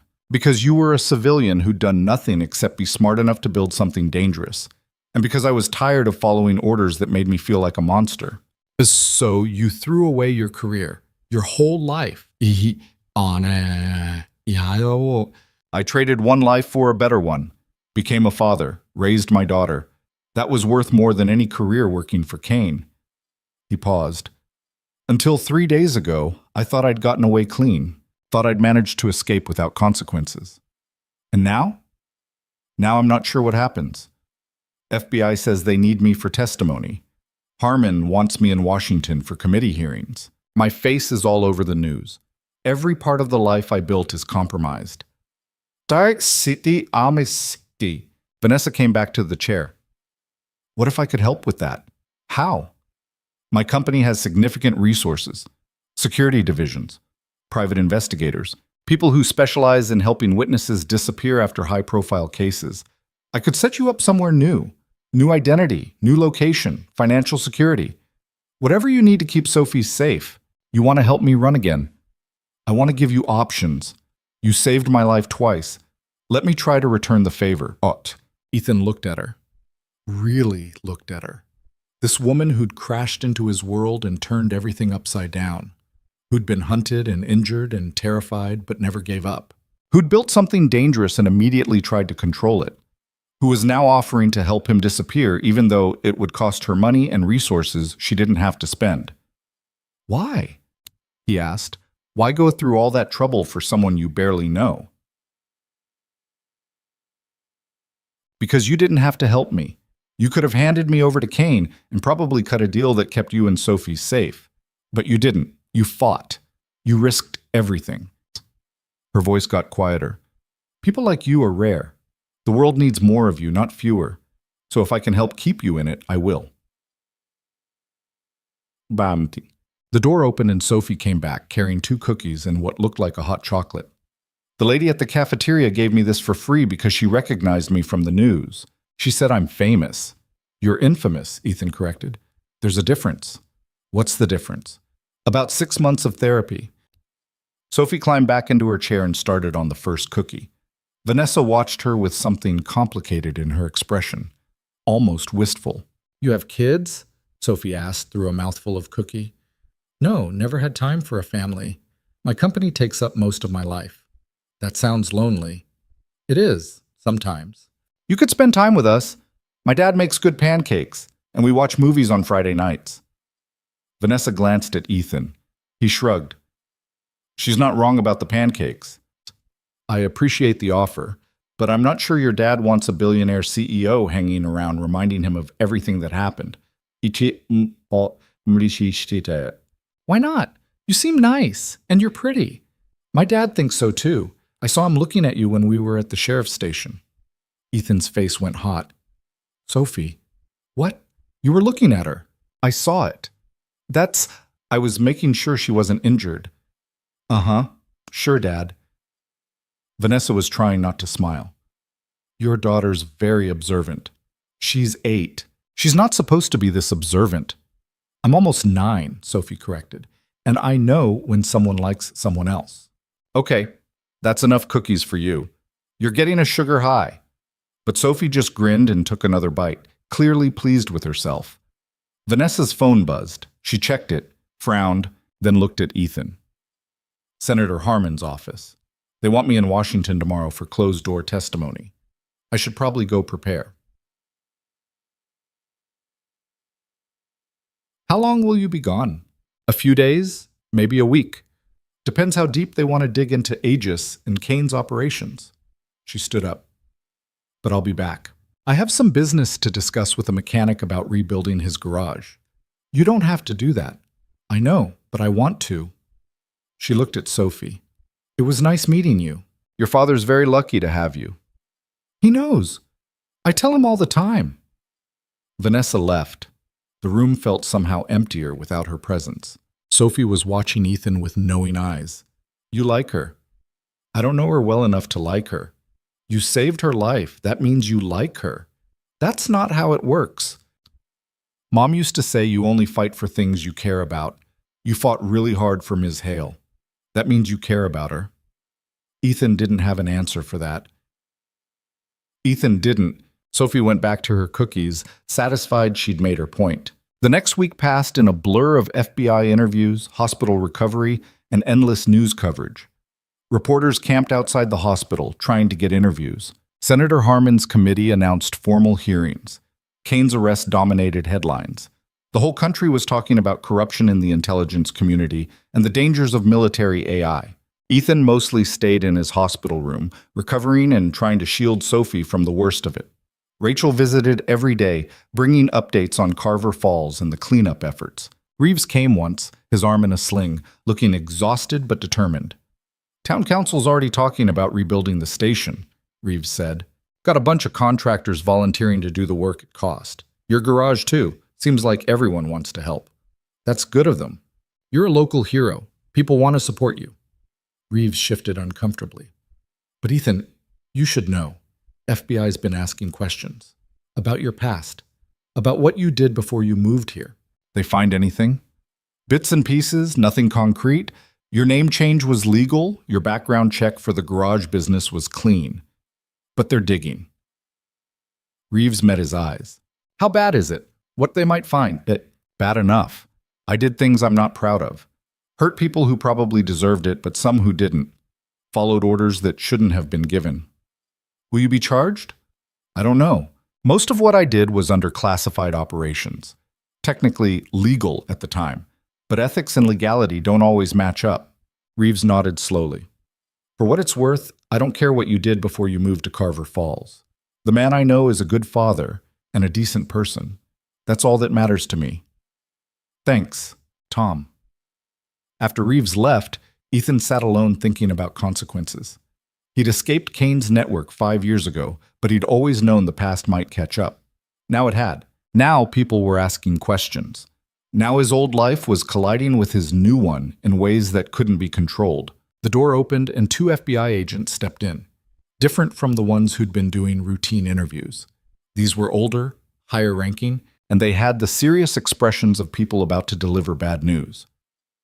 Mr. Cole, I'm Special Agent Morrison. This is Special Agent Chen. We're from the Bureau's National Security Division. What can I do for you? We need to talk about your service record, specifically your time working with Victor Kane. Ethan's stomach tightened. I've already given statements about that. Yes, But those statements were about Kane's recent activities. We're interested in older operations, things that happened when you were actively working for him. Those operations were classified. Also, many of them have been declassified in the last 72 hours. Senator Harman's committee has been very aggressive about transparency. Morrison pulled out a file. Kazakhstan 2020. The operation where you extracted Vanessa Hale. Your after-action report says you encountered hostile forces and were forced to go off mission to ensure civilian safety. That's accurate. But Kane's report says something different. It says you disobeyed direct orders, compromised the operation, and caused the death of 2 team members. Kane's report is a lie. I saved Vanessa's life because Kane intended to kidnap her and use her skills for unauthorized weapons development. The 2 team members who died were killed because they tried to stop me from doing the right thing. The agents exchanged glances. Chen spoke up. You're admitting to killing fellow operatives? I'm admitting to defending myself and an innocent civilian from people who were following illegal orders. That's your position? That's the truth. Morrison closed the file. Mr. Cole, we're not here to arrest you. We're here to understand what happened. Kane's network is unraveling, and every day we find more evidence of unauthorized operations. But we need witnesses, people willing to testify about what really happened on these missions. You want me to testify against Kane's operations? We want you to tell the truth, on record, in front of Congress and federal prosecutors. Help us build a case that ensures Kane never operates again. Ethan looked at both agents. If I do that, I'm admitting to things that might be criminal. Things that happened under classified authority, but were morally wrong. Possibly. But you'd also be helping to dismantle a corrupt system that's operated without oversight for almost 2 decades. Morrison leaned forward. The director personally authorized me to offer you immunity. Full immunity for anything that happened during your service with Kane's unit, in exchange for complete cooperation and testimony. Why would you do that? Because taking down Kane is more important than prosecuting former operatives who were following orders. And because Senator Harman went to bat for you, said you were the kind of witness who could break this case wide open. Ethan was quiet for a long time. Immunity meant safety. Meant he could tell the truth without risking prison. Meant Sophie would never have to visit her father behind bars. But it also meant reliving every mission, every operation, every decision that still kept him up at night. I'll need to think about it. You have 48 hours. After that, the offer expires and you're on your own. The agents left. Ethan sat in the hospital bed, staring at nothing, thinking about choices and consequences and the price of doing the right thing. Sophie came back from the playroom where nurses had been keeping her entertained. Who were those people? FBI agents. What did they want? They want me to help them put bad people in jail. Are you going to? I don't know yet. Sophie climbed onto the bed next to him, careful of his injuries. Mom used to say that when you don't know what to do, you should think about what kind of person you want to be. Smart woman, your mom. She was. So, what kind of person do you want to be? Ethan thought about it. About the mechanic he'd tried to be. About the father he was. About the soldier he'd been. I want to be someone you're proud of, Jan, he said finally. Someone who does the right thing even when it's hard. Then you already know what to do. She was right. He did know. The next morning, Ethan called Special Agent Morrison. I'll do it. I'll testify. But I have conditions. Name them. Sophie stays out of it. No testimony from her. No interviews. No using her to pressure me. Agreed. And I want protection for Mrs. Chen and Sheriff Reeves. If Kane's network decides to retaliate, I need to know the people who helped me are safe. We can arrange that. One more thing. When this is over, I want help relocating if we need it. New identity, new location. A chance to actually disappear this time. That's doable. Witness protection has resources. Then we have a deal. Morrison was quiet for a moment. Mr. Cole, I want you to understand what you're agreeing to. The testimony will be brutal. Defense lawyers will try to destroy your credibility. They'll bring up every questionable thing you've ever done. They'll paint you as a criminal trying to avoid consequences. I know. And there's no guarantee immunity will protect you from everything. Some operations might fall outside the scope of what we can cover. I know that too, but it's the right thing to do. So I'm doing it. All right, we'll send someone to pick you up tomorrow morning. Bring your daughter. We'll keep you both in protective custody until the hearings are over. Ethan hung up and looked at Sophie. We're going to Washington. Will Miss Hale be there? Probably. Good. She should see you being brave. I'm not brave, I'm just tired of running. But Sophie just smiled like she knew better. They discharged Ethan from the hospital that afternoon. His ribs were still wrapped, his knees still braced, but the doctor said he could travel. 2 FBI agents drove them to a safe house in the suburbs. A quiet neighborhood with tree-lined streets and houses that all looked the same. The safe house was small but comfortable. 3 bedrooms, a kitchen, a backyard with a fence. Sophie picked the bedroom with the window overlooking the backyard. Ethan took the one closest to the front door. Old habits. That night he lay in bed listening to the house settle, thinking about Washington and testimony and everything that was coming. Thinking about Kane sitting in a cell, probably planning his defense. Thinking about Vanessa, somewhere in this same city, preparing for her own testimony. His phone buzzed.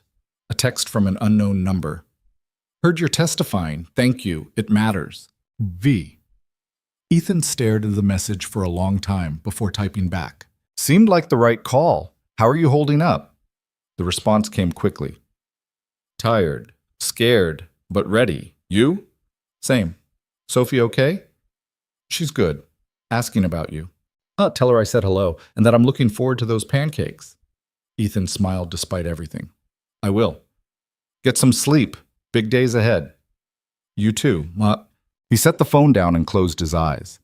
Outside, the city hummed with life. Millions of people sleeping, working, living. None of them knowing that in a few days, testimony would begin that would shake the intelligence community to its foundation. But Ethan knew. And for the first time in 5 years, he wasn't running from it. He was walking straight into it. Eyes open. Ready. Whatever came next, he'd face it. For Sophie. For Vanessa. For everyone who trusted him to do the right thing. The quiet life was over. But maybe what came after would be worth it. The Senate hearing room was smaller than Ethan expected. He'd seen these spaces on television, grand chambers with high ceilings and rows of seats for spectators. But this was a closed session, just the Intelligence Committee, a handful of lawyers, and witnesses who would testify about things the public would never hear. Ethan sat in the witness chair, his hand still resting on the Bible they'd used for the oath. His knee throbbed under the brace and his ribs ached despite the painkillers. But he kept his back straight and his expression calm. Sophie was in a secured room down the hall with 2 FBI agents who'd promised to keep her entertained with movies and snacks. She'd hugged him before he went in, whispered, "Be brave," in his ear like she was the parent, and he was the child. Senator Harmon sat at the center of the committee panel, flanked by 4 other senators whose names Ethan had already forgotten. To his left sat 3 federal prosecutors, tablets open, ready to take notes. To his right was an empty chair where Vanessa would testify after him. Mr. Cole, Harmon began, his voice formal but not unkind. Thank you for agreeing to testify today. Before we begin, I want to clarify for the record that you've been granted immunity for any actions taken while operating under classified authority during your service with Defense Intelligence Agency operations, commanded by Victor Kane. This immunity is conditional on your full cooperation and truthful testimony. Do you understand? I do. Then let's begin. How long did you work for Victor Kane? 3 years, 2018 to 2021. And what was the nature of that work? Ethan took a breath. This was it. The moment where he stopped running from his past and laid it all out. Covert operations, extraction, surveillance, targeted removals. We operated in countries where the United States officially had no military presence. Our missions were deniable. If we were caught, the government would disavow any knowledge. Targeted removals, one of the other senators said. You mean assassinations? Sometimes. Other times it meant kidnapping someone and bringing them back for interrogation, or eliminating weapons caches, or destabilizing organizations that threatened American interests. Ethan's voice was steady. We did whatever Kane ordered, and Kane's orders came from people higher up the chain who wanted problems solved without congressional oversight. Did you ever question those orders? Not at first. I was a soldier. Soldiers follow orders. And Kane was good at making everything seem necessary. He'd show us intelligence briefings, explain why a target needed to be eliminated, make it all sound like we were protecting American lives. Ethan paused. It wasn't until Kazakhstan that I realized how much we'd been manipulated. Harmon leaned forward. Tell us about Kazakhstan. Isham Natan.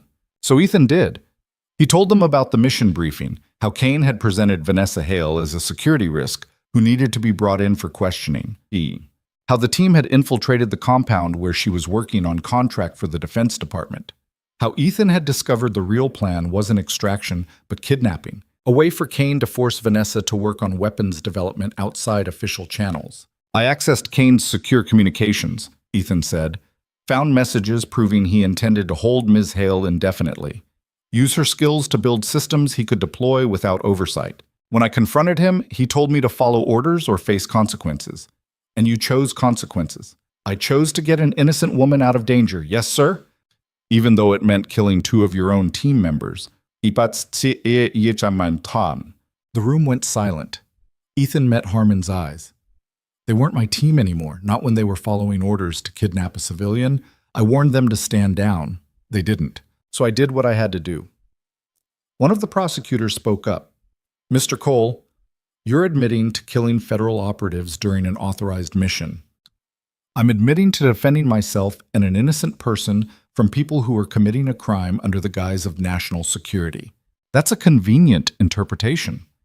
It's the truth, and the fact that Ms. Hale is alive and Kane is in custody proves I made the right call. The questioning continued for 3 hours. They pulled apart every operation Ethan had been part of, every decision he'd made, every order he'd followed. Some senators were sympathetic, understanding that soldiers in classified operations often faced impossible choices. Others were hostile, trying to paint him as a rogue agent who'd betrayed his country. Ethan answered every question honestly. The mission in Yemen where they'd eliminated a weapons dealer who turned out to be a CIA asset. The extraction in Syria that left 12 people dead, some of them civilians. The surveillance operation in Berlin where they'd blackmailed a German official into cooperation. All of it ugly. All of it authorized by Kane. All of it weighing on Ethan's conscience for 5 years. Why didn't you come forward sooner? One senator demanded. If you knew Kane was operating outside the law, why wait 5 years? Because I was scared. Because I had a daughter to protect. Because Kane's network was so deep, I didn't think anyone would believe me. Ethan's voice hardened.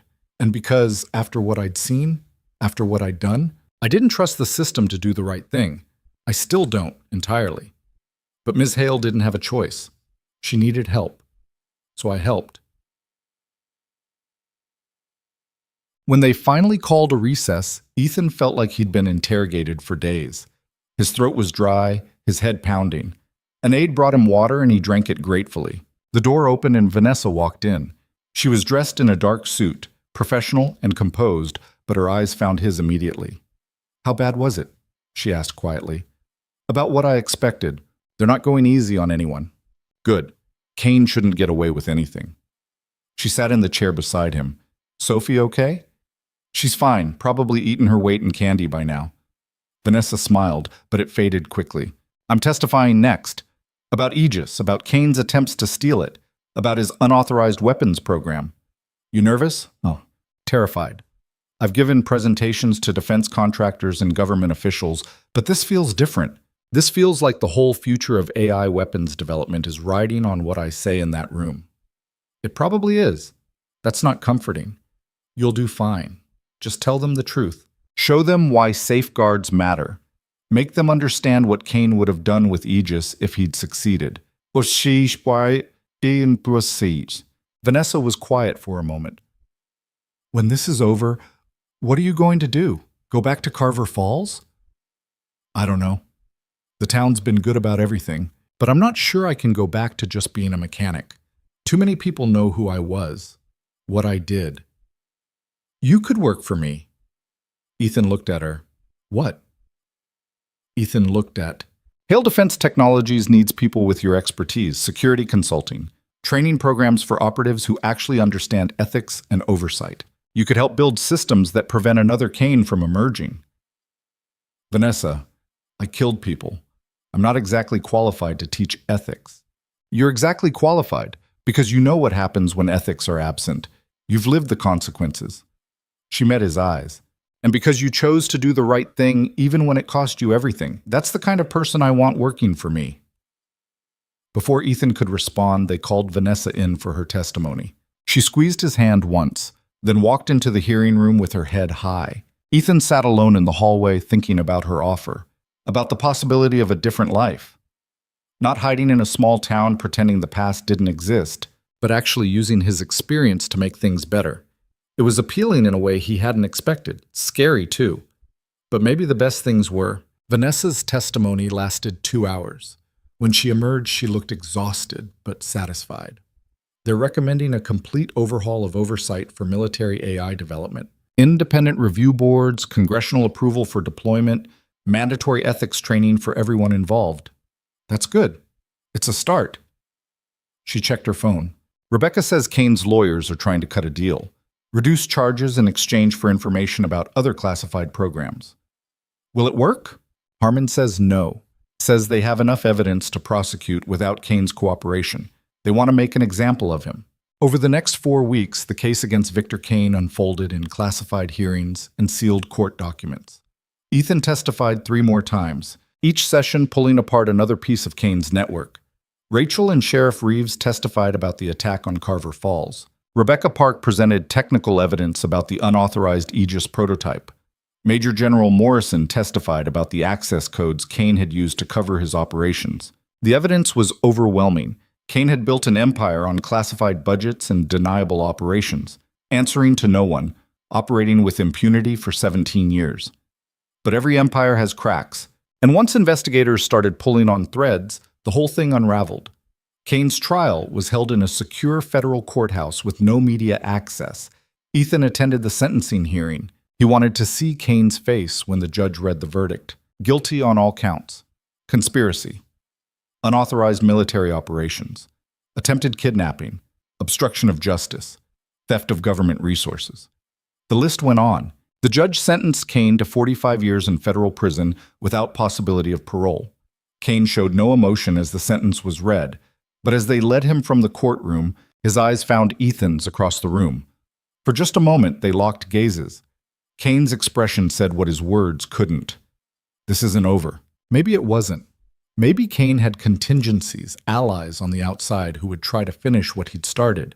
But right now, today, he was going to prison, and that had to be enough. Outside the courthouse, Vanessa was waiting with Sophie. The little girl ran to Ethan and he caught her, lifting her despite his still healing ribs. Is it done? Sophie asked. Is the bad man going to jail? It's done, sweetheart. He's going away for a long time. Good. Can we go home now? Home. The word hung in the air. Ethan looked at Vanessa over Sophie's head. She gave him a small smile, understanding everything the question contained. Yeah, Ethan said.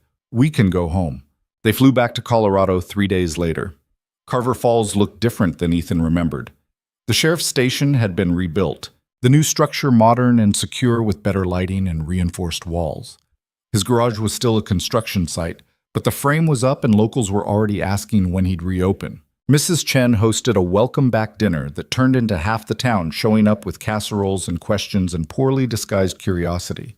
People wanted to hear about Washington, about the hearings, about whether it was true that Ethan had saved a billionaire from government assassins. Ethan deflected most of it, focusing on thanking people for their support and promising the garage would be open again soon. Sophie soaked up the attention, telling anyone who would listen about the FBI safe house and the agents who taught her poker. Later that night, after everyone had gone home and Sophie was asleep, Ethan sat on the front porch of the small rental house they were staying in. The air was cold and clear, stars visible in a way they never were in cities. This was why he'd moved here. The quiet, the space, the chance to breathe without looking over his shoulder. A car pulled up and Vanessa stepped out. She'd stayed in Denver for business meetings but promised to visit before she flew back to New York. She walked up the porch steps and sat beside him. Nice town. It's home. Or it was. Could be again. Ethan looked at her. You really meant that job offer? I wouldn't have made it if I didn't. It's a big change. New York's not exactly Carver Falls. No, but Hale Defense has offices in Denver, and I'm thinking about relocating the company headquarters anyway. Too many bad memories in New York. She pulled her coat tighter against the cold. I could use someone in Colorado who understands both security and ethics. Someone who's seen what happens when oversight fails. What about Sophie? Good schools in Denver, parks, normal life. She could visit here on weekends if she wanted. Vanessa turned to face him. Ethan, I'm not asking you to give up everything again. I'm asking you to consider building something new, something better than just hiding from the past. I don't know if I'm qualified for that. You're more qualified than you think. You made hard choices. You lived with consequences. You know the cost of doing the right thing. She paused. That's rare. Most people in this business only understand orders and results. They don't understand the human price.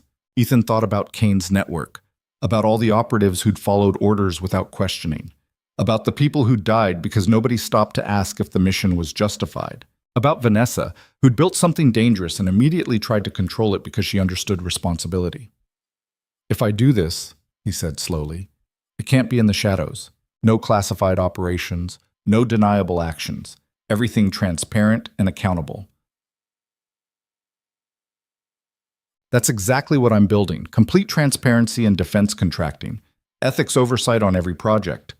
No more programs that operate without congressional knowledge. A lot of people in the industry won't like that. I know, but after what happened with Kane, Congress is demanding it, and I'd rather build the new standard than fight it. See? She smiled. Besides, having someone like you on staff sends a message. We're serious about doing this right. They sat in silence for a while, watching the stars. Inside, through the window, Ethan could see Sophie's backpack on the couch, her homework scattered across the table, evidence of a life that was still innocent despite everything that had happened. I need to think about it, Ethan said finally. Talk to Sophie, make sure this is what's right for her. Take all the time you need. The offer stands. Vanessa left an hour later, promising to stay in touch. Ethan watched her drive away, then went inside and checked on Sophie. She was sprawled across her bed, one arm hanging off the edge, sleeping hard the way only children could. He sat in the chair by her bed, watching her breathe, thinking about choices and futures and the difference between running away and moving forward. For 5 years, he'd been running. Building a quiet life, yes, but always looking over his shoulder. Always waiting for the past to catch up. Maybe it was time to stop running. Time to actually deal with what he'd been instead of hiding from it. The next morning at breakfast, Sophie was unusually quiet. She pushed cereal around her bowl without eating, her expression thoughtful. What's on your mind, kiddo? Ethan asked. Are we staying here? In Carver Falls? Would you want to? Sophie considered it. I like it here, but it feels different now. Like everyone knows stuff about us that they didn't before. Yeah, I know what you mean. Ms. Hale's job offer. Are you going to take it? Ethan blinked. How do you know about that? I heard you talking last night. You left the window open. Sophie finally looked up. Would we move to Denver? Maybe, if I took the job. Nothing's decided yet. Would I have to change schools? You'd go to a new school, yeah, but we could visit here on weekends. Keep in touch with your friends. Sophie was quiet again, processing. Would Miss Hale be around? If we moved? Probably. She'd be my boss. I like her. She's nice, and she makes you smile. I smile. Shh. Not like that. Not like how you smile when she's here. Sophie took a bite of cereal. Mom used to make you smile like that before she got sick. The observation hit Ethan harder than he expected. He'd been so focused on keeping Sophie safe, on building a stable life, that he'd stopped thinking about anything beyond survival. But Sophie was right. Vanessa made him feel something he hadn't felt in years. Hope, maybe. Or possibility.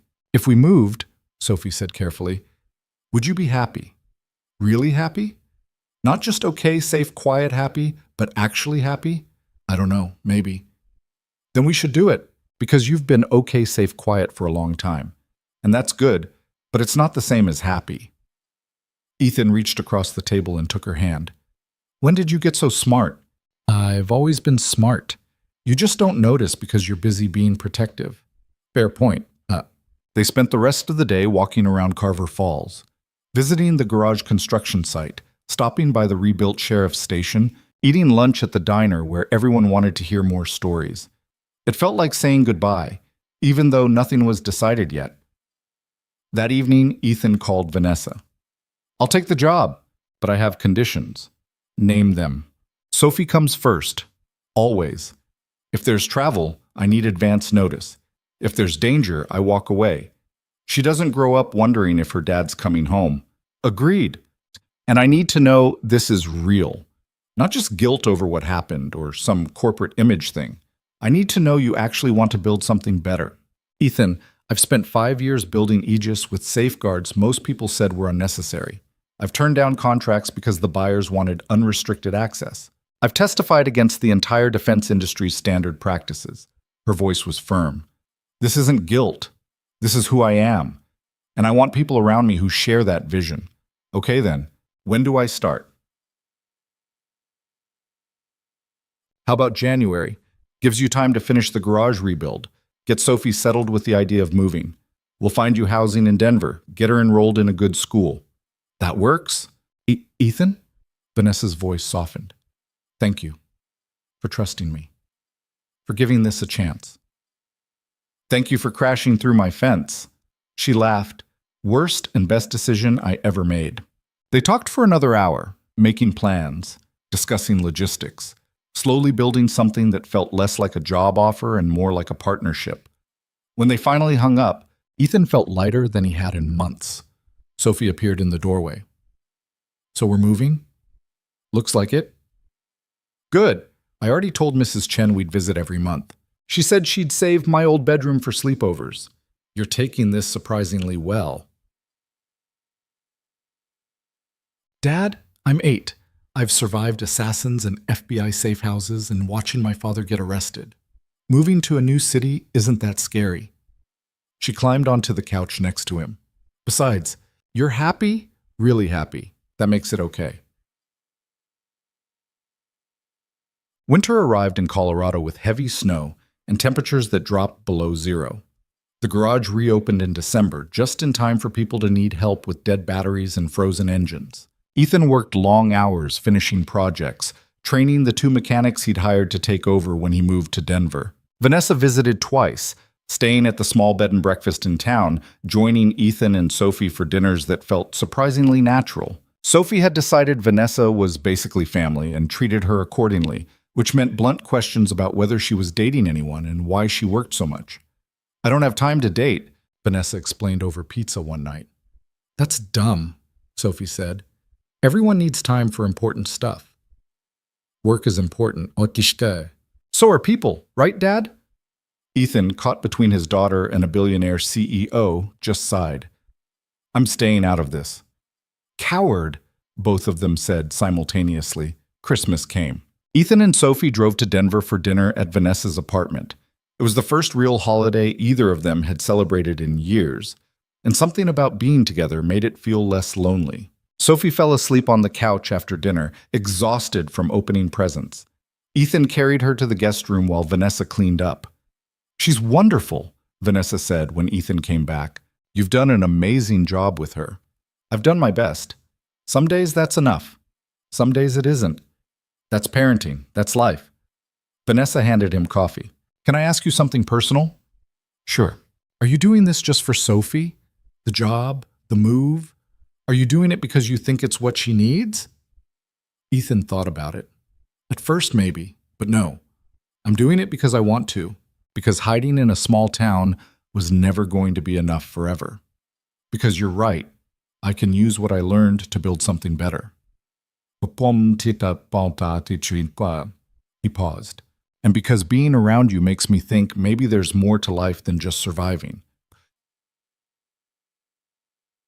Vanessa set her coffee down carefully. That's good, because I was worried this was one-sided. What's one-sided? This. She gestured between them. Whatever this is. Partnership, friendship, something more. I wasn't sure if you felt it too. I feel it. I'm just not sure what to do about it. We could start with being honest, with not pretending this is just business. And if it gets complicated, then it gets complicated. But I'd rather try and fail than never try at all. Ethan looked at her. This woman who'd crashed into his life and changed everything, who'd been hunted and terrified but never gave up, who was brilliant and driven but also lonely in ways she tried to hide, who made Sophie laugh and challenged Ethan to be better than he thought he could be. Okay, he said, let's try. The kiss was tentative at first, both of them unsure. But then it deepened, and for the first time in 5 years, Ethan felt something beyond survival. He felt alive. When they finally pulled apart, Vanessa was smiling. So that's a yes to the job? Je pense à moment. That was a yes to a lot of things. They spent the rest of the night talking about the future, about the past, about what they wanted and what scared them. It wasn't perfect or smooth. They disagreed about things, discovered they had different views on parenting and work-life balance. But they listened to each other, adjusted, found middle ground. By the time Ethan and Sophie drove back to Carver Falls the next morning, something had shifted. The future felt less like uncertainty and more like possibility. January arrived cold and clear. Ethan closed the garage for the final time, handed the keys to his 2 mechanics, and loaded everything he and Sophie owned into a moving truck. The whole town came out to say goodbye. Mrs. Chen cried. Sheriff Reeves shook his hand and made him promise to visit. Rachel hugged him tight and whispered, "Be happy," in his ear. The drive to Denver took 3 hours. Sophie slept most of the way, exhausted from goodbyes. Ethan drove in silence, watching the landscape change from small-town rural to city sprawl. Part of him mourned what he was leaving behind, but most of him was ready. Their new house was in a quiet neighborhood with good schools and parks nearby. Vanessa had helped find it, making sure it had space for Sophie's art supplies and a garage where Ethan could work on projects. It felt like home almost immediately. The first day at Hale Defense Technologies was overwhelming. State-of-the-art facility, brilliant people, projects that made Ethan's garage work look like kindergarten crafts. But Vanessa was there, introducing him to everyone, making sure he understood the culture she was building. "We're not perfect," she told the staff at a meeting. "We're going to make mistakes, but we're going to make them honestly, with oversight and accountability. And we're going to learn from them. That's what separates us from places like Kane's operation." Over the next few months, Ethan settled into his new role. He trained security teams on ethical decision-making, reviewed contracts for red flags, consulted on operations that needed someone who understood both tactics and consequences. It was challenging work, but good. The kind of work that let him sleep at night. Sophie thrived in her new school, making friends quickly and joining the art club. She missed Carver Falls sometimes, but the visits every few weeks helped, and having Vanessa around helped too. The Billionaire CEO, who'd been too busy for relationships, somehow made time for family dinners and Sophie's art shows and lazy Sunday mornings. Spring brought warm weather and the kind of optimism that only comes after surviving something terrible. Ethan and Vanessa weren't rushing anything. They were building something slowly, carefully, learning each other's patterns and histories. Sophie approved, which helped. Mrs. Chen approved too, though she made pointed comments about weddings during their monthly visits. One evening in May, Ethan found himself on the back deck of his Denver house, watching Sophie play in the yard with the neighbor's dog. Vanessa sat beside him, her hand in his, both of them quiet. "You know what I've learned?" Ethan said eventually. "What?" "That running from your past doesn't work. You can hide for 5 years or 10 or 20, but eventually you have to face what you were, who you were, what you did. And then what? Then you decide if you're going to let it destroy you or use it to build something better." He looked at her. "I did terrible things for Kane, things that will always be part of my history, but they don't have to define my future." "Is that what we're doing? Building something better?" "Yeah, I think we are." Vanessa leaned her head on his shoulder. "I used to think success meant building the biggest company, making the most money, being the youngest billionaire. But that's not success. This is having people you care about, doing work that matters, coming home to a family that actually wants you there. Even if that family includes a mechanic with a violent past, especially then, because you understand cost in ways most people don't. You know what really matters. They sat in silence while Sophie laughed in the yard, chasing the dog in circles. The sound of pure joy, uncomplicated by fear or trauma. Just a kid being a kid. "I'm glad you crashed through my fence," Ethan said quietly. Vanessa smiled. "Me too. Best accident I ever had." Oh, summer came. The investigation into Kane's network concluded with 17 more arrests and a complete overhaul of oversight for classified operations. Senator Harman introduced legislation requiring independent ethics review for all military AI development. The defense industry fought it, but public opinion was against them. Kane's trial had exposed too much. Ethan testified one final time at a public hearing where reporters were allowed. He told his story without shame or apology. What he'd done, why he'd walked away, how he'd tried to build a better life. Some people called him a hero. Others called him a criminal. He didn't particularly care about either label. He was just a man who'd made choices. Some good, some terrible. Who'd hurt people and saved people and spent 5 years trying to figure out how to live with all of it. Who'd discovered that redemption wasn't about erasing the past, but about building a future worth the price you'd paid. After the hearing, Ethan took Sophie to get ice cream. They sat in a park, watching people walk by, just being normal. "Dad?" Sophie said around a mouthful of chocolate. "When you were testifying, you looked sad. Are you okay?" "I'm okay, sweetheart. Just thinking about everything that happened." "Do you wish it never happened? That Ms. Hale never crashed into the garage?" Ethan thought about it, about the violence and fear and everything they'd lost, about Kane and the hearings and the nightmares that still woke him sometimes, but also about Vanessa and the new job and the family they were slowly becoming. "No," he said finally, "I don't wish it never happened. Because sometimes the storm that destroys your life is also the storm that shows you what really matters. And what matters is you and Vanessa, and doing work that actually helps people instead of just surviving." Sophie nodded seriously. "Mom used to say storms make you stronger. Your mom was right about a lot of things. She'd like Ms. Hale. They both ask too many questions and don't let you hide from stuff." Ethan laughed. "Yeah, your mom would definitely like her." They finished their ice cream and walked home through the warm evening. Cars passed, people walked their dogs. The world kept turning the way it always did. Somewhere, Victor Kane sat in a prison cell, probably still planning and scheming. Somewhere, operatives who'd worked for him were facing their own reckonings. And somewhere, the next person who thought they could operate without accountability was learning they couldn't. But here, now, Ethan just focused on walking home with his daughter. On the dinner Vanessa was probably cooking.